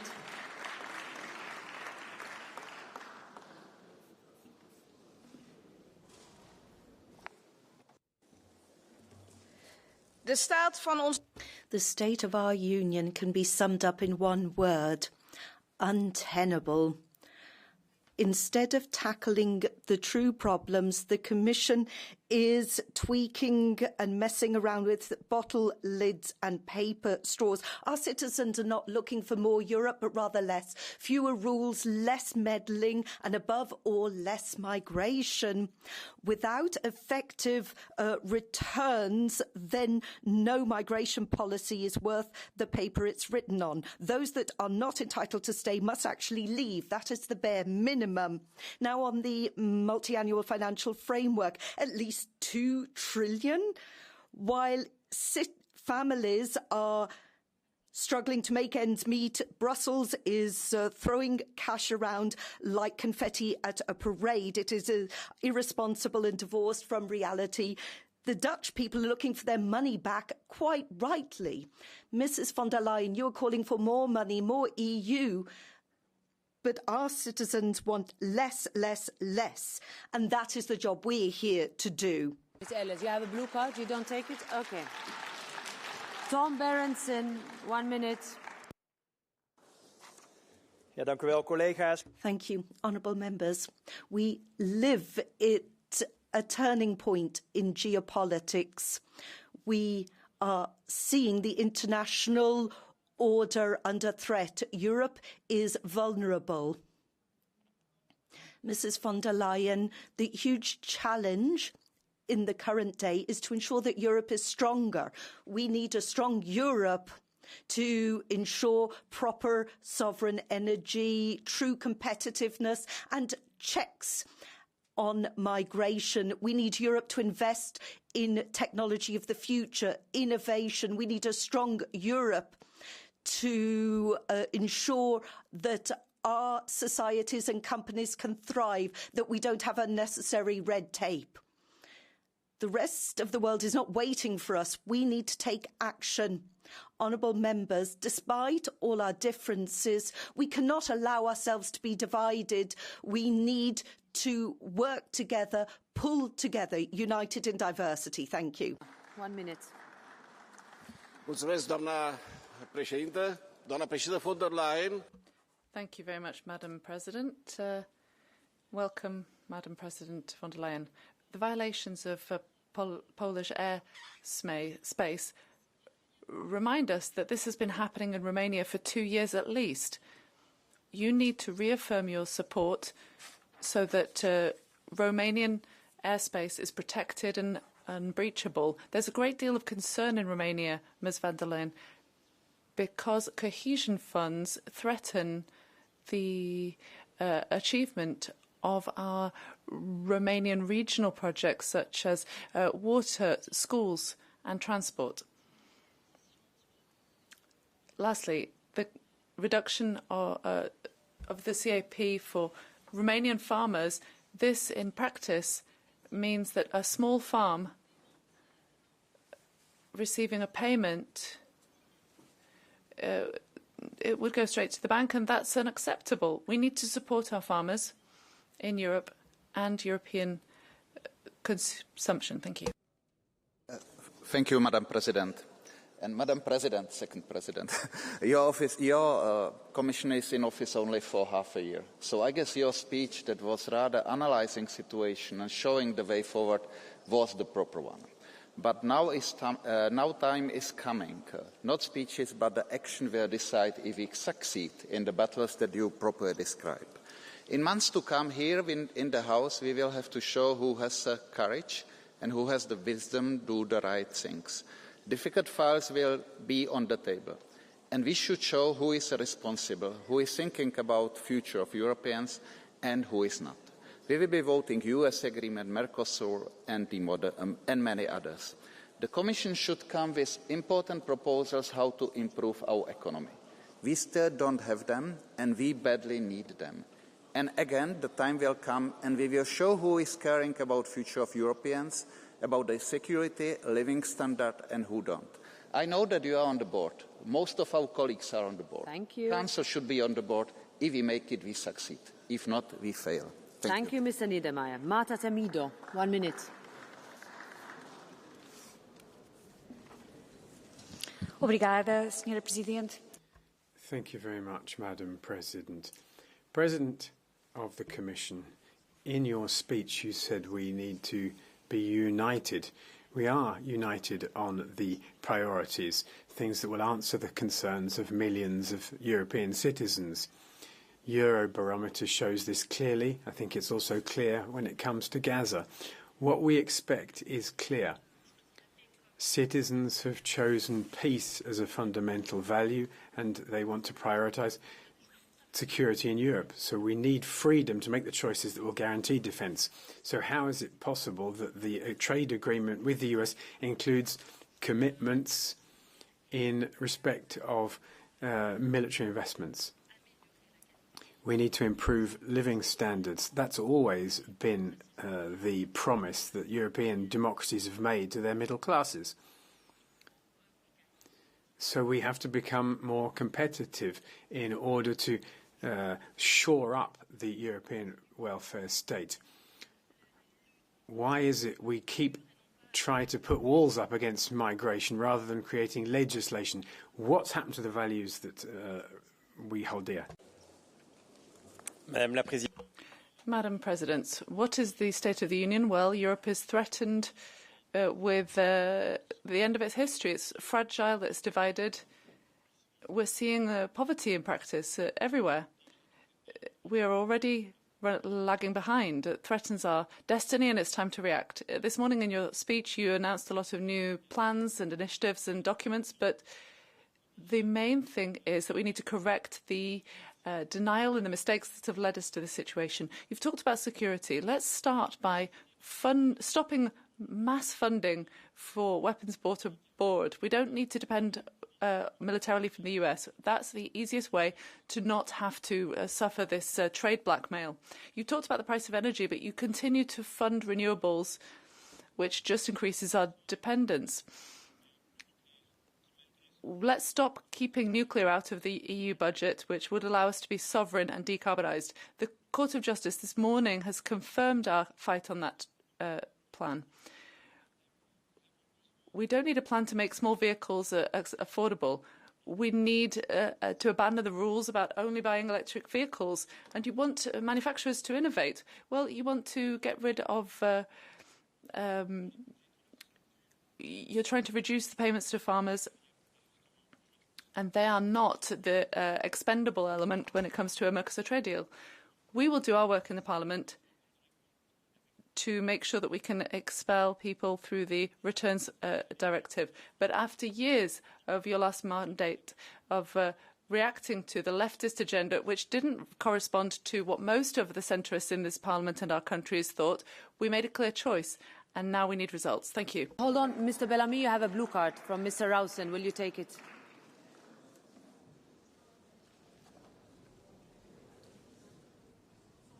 You'll need to press the button and you need interpretation. Press the button. Okay. I have a question for Mr. Bellamy. He undoubtedly knows that we're still waiting for a special EU representative on freedom of belief. We have heard that this individual will be appointed time and again, but we've not seen action. The European Parliament must ratchet up the pressure to ensure that the Commission appoints a special representative in this area. Merci, chers collègues. Thank you, colleague. Yes, I fully support your point. And I was quite surprised to hear, Madam President, this morning that you said that Europe should defend the liberty of faith. I think that freedom is at the heart of European values, and it should be defended by appointing this representative. So we're counting on you for that to be made as quickly as possible. Andrea Schieder, 1 minute. Sehr geehrte Honourable members, President, one of the biggest problems that Europeans face is the cost of living, in particular the cost of housing. Housing should not be a luxury, but a basic right. We need affordable housing to be built. We need an affordable housing plan. We can make a real difference, improve the lives of millions around Europe. Families are forced out of their homes because they cannot afford rent. They are spending more than half their income on rent. Young people aged 35 are still forced to live at home, have to wait to be able to afford to move out. There are children living on our streets. We've heard a lot of promises. This is a central issue. We need action. We need the affordable housing plan. We need tangible measures that must be implemented swiftly. Europeans cannot wait. They cannot afford to wait. Now to Aidan O'Rourke. 1 minute. Like millions of others in our union, I believe in Europe. Together we believe in a Europe based on social justice, on human rights and on solidarity. A Europe that is a voice for good in the world. President von der Leyen, we do not believe in you. You bow to Trump's bullying. You row back on climate commitments. And for all your rhetoric, you cooperate with the far right. And while a genocide rages in Gaza and Israel rips up international law, your response is pathetic. The partial suspension of the association agreement you announced today is an insult. This is not a partial genocide. 20,000 Palestinian children are not partially dead. This is not the Europe the people of Ireland believe in. This is not the Europe they love. That Europe is one that houses its people, protects our planet, strengthens workers' rights, stands against genocide and defends international law. President von der Leyen, Europe deserves so much better than your presidency. Thank you. Mr. O'Rourke, you have a blue card from Sean Kelly. Will you take it? No. Okay. Let's do quickly catch the eye. One from each political group in the order that we got them. First one, Bartlomiej Sienkiewicz. Pani Przewodnicząca. President, I would like to thank the Commission for solidarity with Poland and for what the Commission has said today. This is an important time. It's the first time that a member state of NATO has been attacked in its own airspace by Russia. Poles will not be scared. We are united. Now, we've heard about conflicts within Poland, but let me reassure everyone here that the President and the Prime Minister are working together in the face of this crisis. They're coordinating their activities, and we cannot be cowered by Russia. We can't be divided either. We, of course, expect support and comprehension. Pressure on Russia is the only way to stop its aggression. Thank you. Now, Thomas Bayada.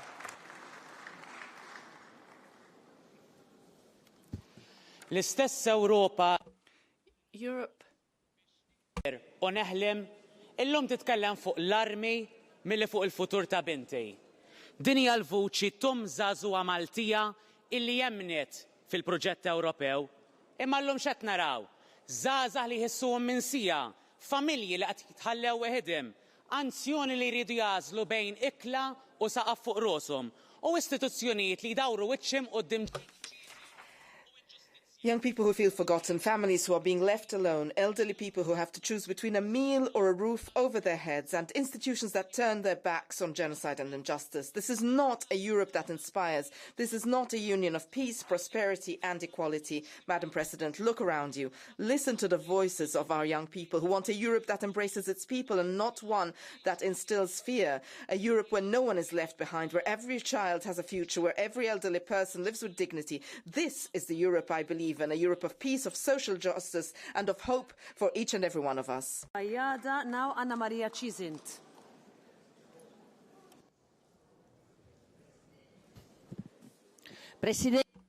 President, today you've been on the high wire trying to keep everybody happy.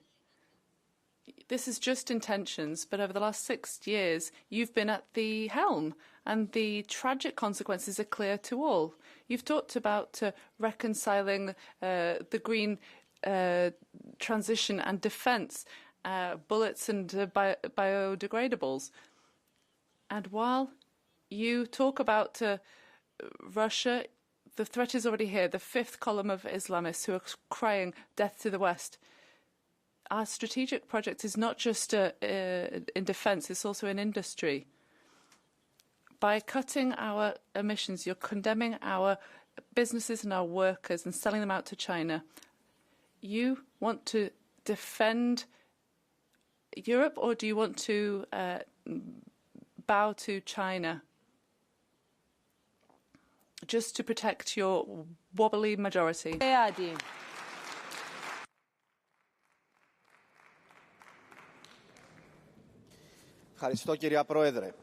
Thank you very much, Madam President.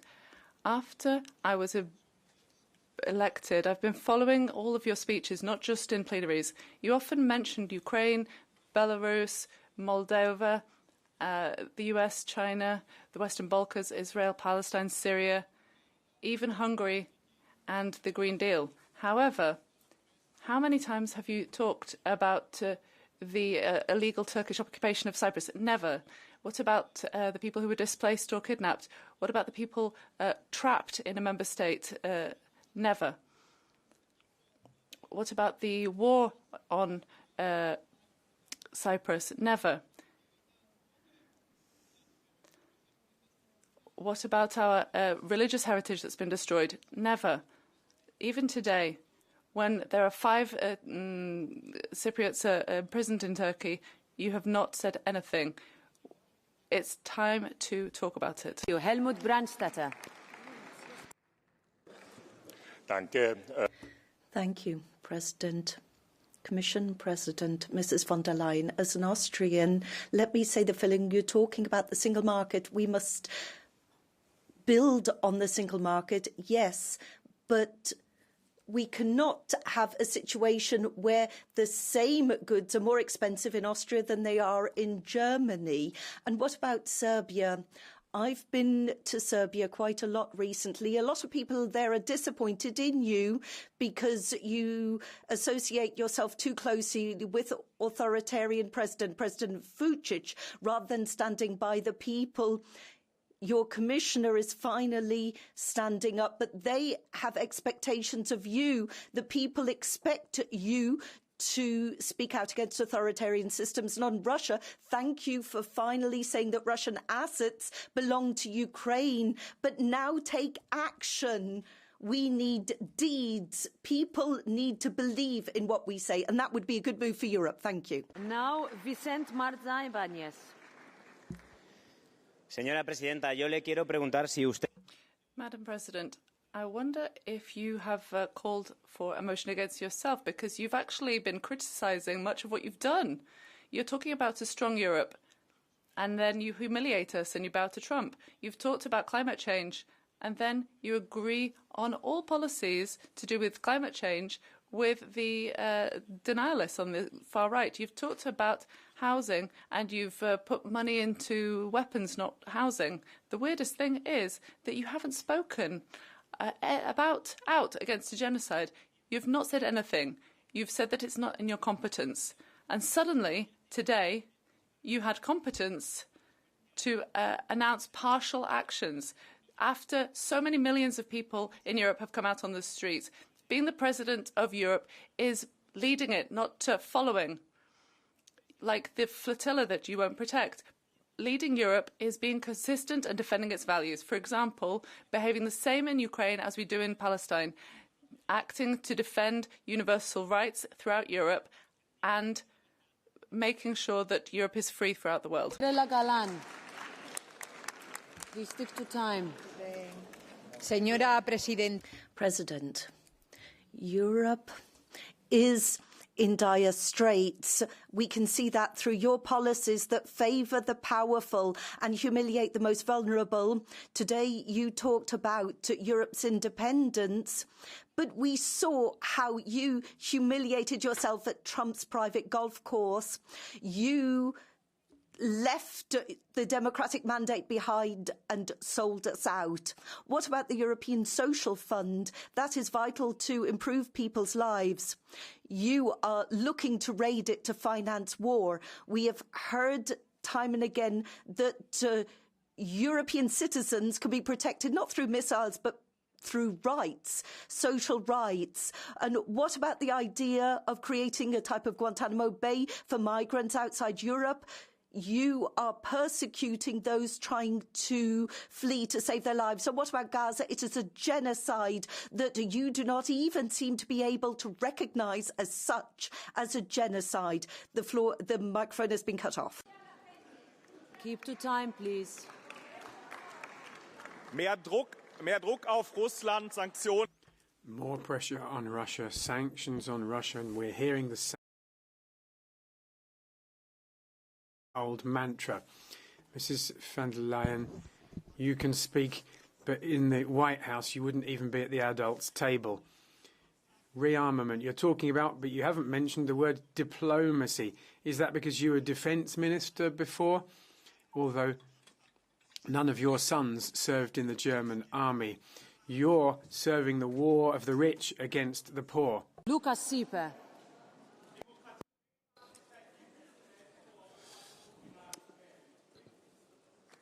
Dear people of Europe, let me begin by thanking the commissioners who work closely on the file. Mr. President, can we repeat my time? We can hear only you, Mr. Sieper. Go ahead. Yes. Herr Jungblut, können Sie jetzt mal aufhören, bitte? Would you be quiet, please? Dear people of Europe, I would like to thank the commissioners working closely in my field, especially Commissioner Šefčovič, Commissioner Kosmarko and Commissioner Labib for their constructive and professional cooperation. Frau Kommissionspräsidentin von der Leyen, for now Commission President, 1 year ago I had the pleasure of speaking to you for the first time, and I said that I didn't think that you'd been democratically elected, but I hope you could show that that was not a problem. You've now pretty much convinced me. I voted in favour of pretty much all of the Commission's legislative proposals. But now I would encourage you to work better on your PR. Explain more. Strike deals that don't weaken Europe. Call out human rights violations wherever they happen.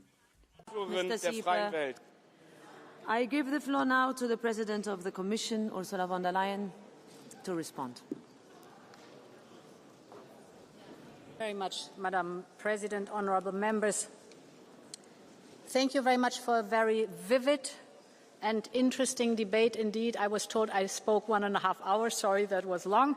We had a debate now for 2 hours, but Europe deserves it to have such a debate. And as I said, it was a very interesting and lively debate. We've heard you loud and clear. The College has heard you loud and clear. Very clear was also the challenges that Europe faces, that they are coming in different forms and that they come from different directions.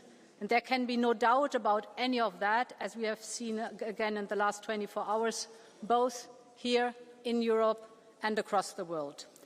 But what was also very clear in this debate here is Europe has agency. Europe has agency. What it now needs in many of the topics is to develop the necessary urgency to deliver.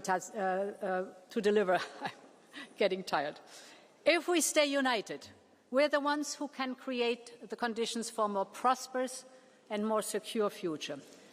I want to reiterate what I said already in my speech over and over. I will always be ready to work with you to strengthen the pro-European democratic majority.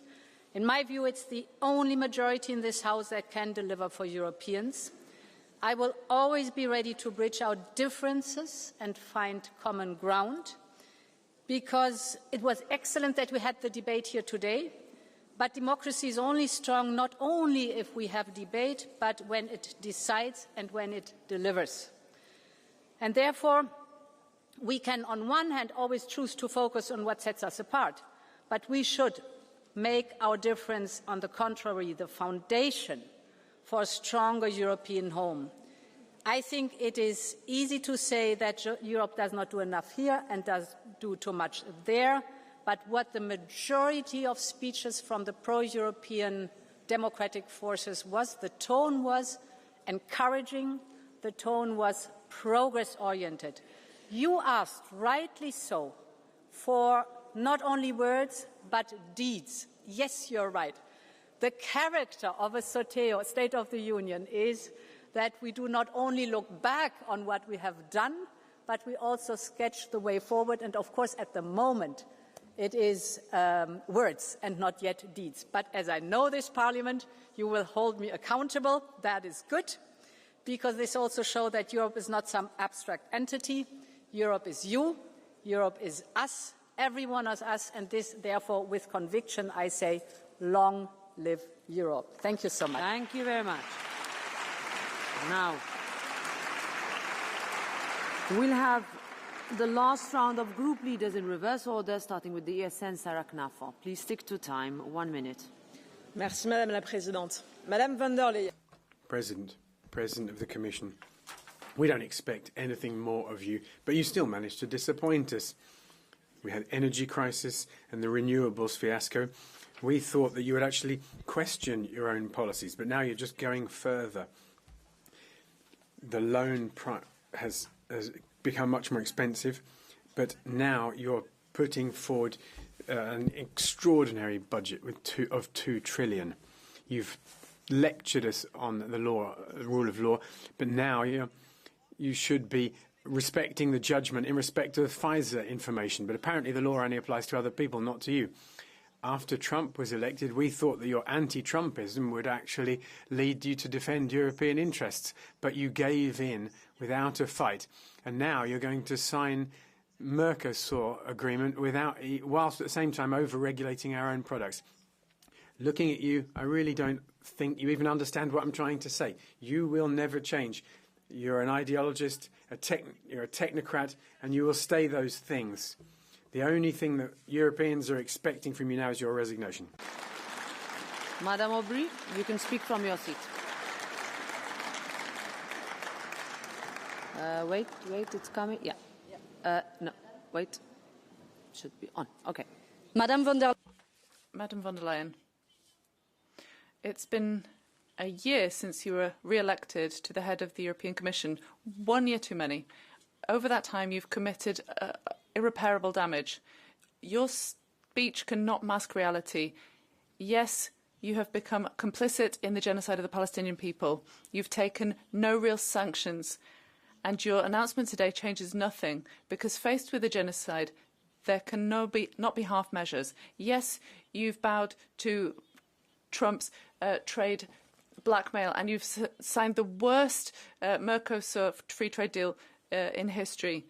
You've affected us with austerity that takes from the poor to give to the rich, and you've backtracked on green measures.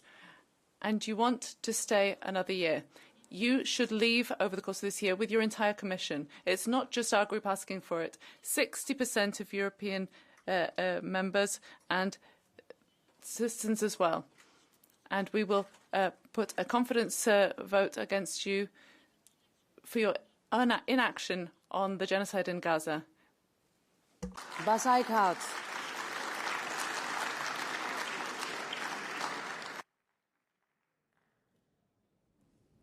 Microphones are tired. Yeah. Yes. 1 minute. Thank you. Thank you, Madam Chair. And thank you once again. Let's just go back 1 year. The political guidelines that you published in July last year, they were very balanced. But we have to say, over the last year, we have been disappointed in what was implemented of those political guidelines, because the focus was very much on defence, Ukraine and deregulation. And especially on the latter one, it was deregulation. What you do to the due diligence proposal is deregulation, has nothing to do with simplification. Your tone now in the State of the Union is different again. You promised differences, but now we really want to see that you deliver on that. It boils down to real implementation, real proposals, and then you can find us, because we are very well aware. We want to work on security, on competitiveness, but in a broader definition, and we will work with you.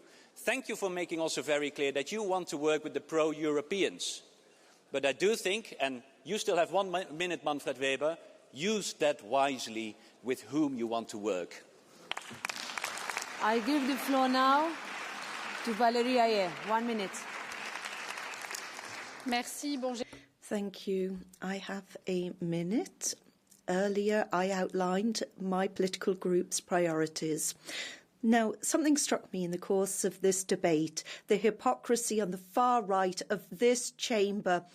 Today, the far right has preached to us about Donald Trump forcing tariffs on us, forcing us to buy US goods, sabotaging our economy. Who are you kidding? You were first in line to support Donald Trump to spread MAGA propaganda here in Europe. If you are really concerned about your voters and European citizens, then start by no longer spreading misinformation for Vladimir Putin and Donald Trump. You claim to defend European people. You're actually betraying them.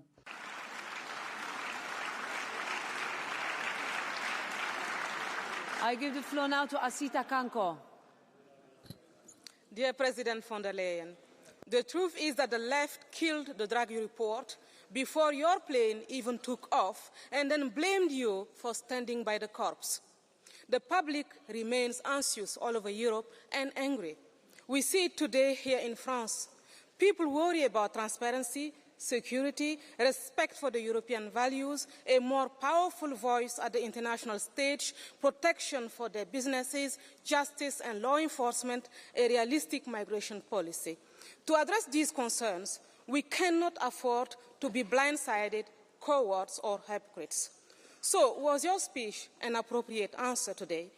I have some doubts. I heard a lot of new initiatives. Some of it sounded like more bureaucracy to me. You smuggled the deregulation agenda in there, but it seemed like you had to hide it from the socialists. You are afraid to lose their support. You accept their blackmail. Why? A centre-right majority is possible in this House. A majority that will reduce red tape, a majority that will protect our citizens, a majority that will set the innovative powers of our private sector free. The future of Europe cannot be secured with the left, but with the centre-right. Thank you very much. Now I give the floor to Kinga Gál. 1 minute.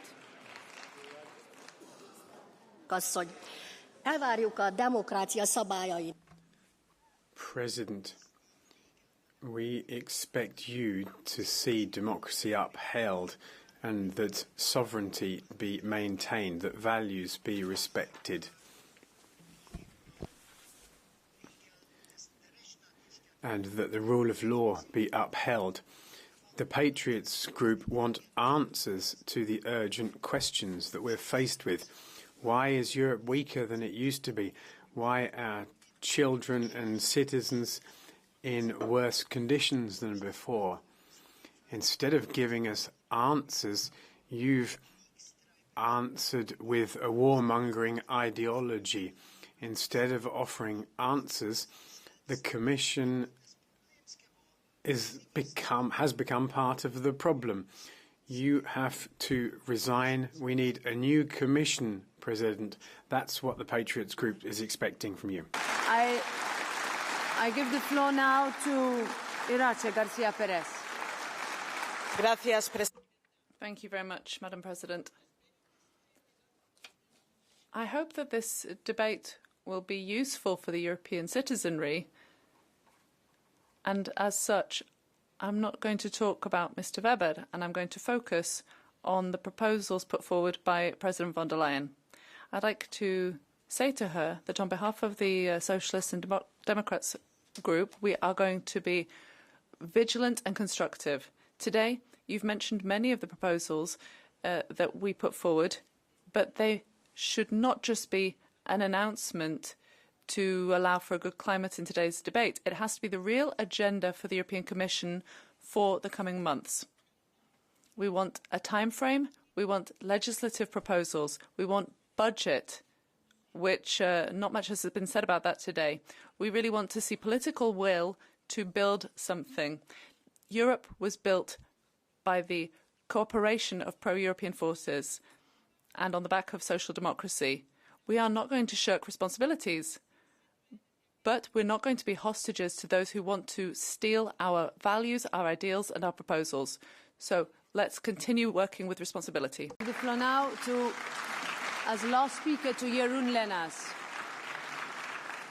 Yes, thank you, Madam President. Thank you, President von der Leyen, for setting out your clear vision today, and also for reminding us that also in this House sometimes we are so busy with debating the small print that the world is writing a new chapter without us, and Europe simply cannot afford this. At a time of war on our continent, of increased global competition, we need to respond with unity and with responsibility. And yes, only the pro-European democratic forces in this House can achieve this together. But for all the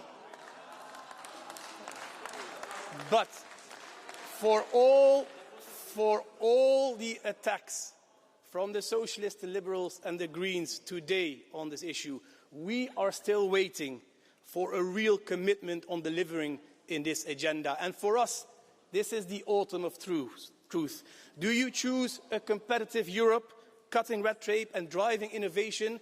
Or do you choose a Europe drowning in bureaucracy and trade war, putting at risk the livelihoods of millions of people? Do you choose a Europe... Well, I was interrupted, Madam President.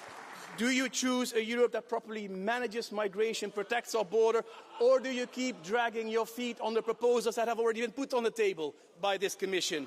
The EPP... Can you wrap up, please? Can you wrap up? I lost at least 20 seconds because of the booing, Madam President. The EPP chooses a strong and competitive Europe, and we extend an open hand to all pro-European forces to do it together. But we need more than nice words. We need actions for delivering for our citizens. Thank you very much.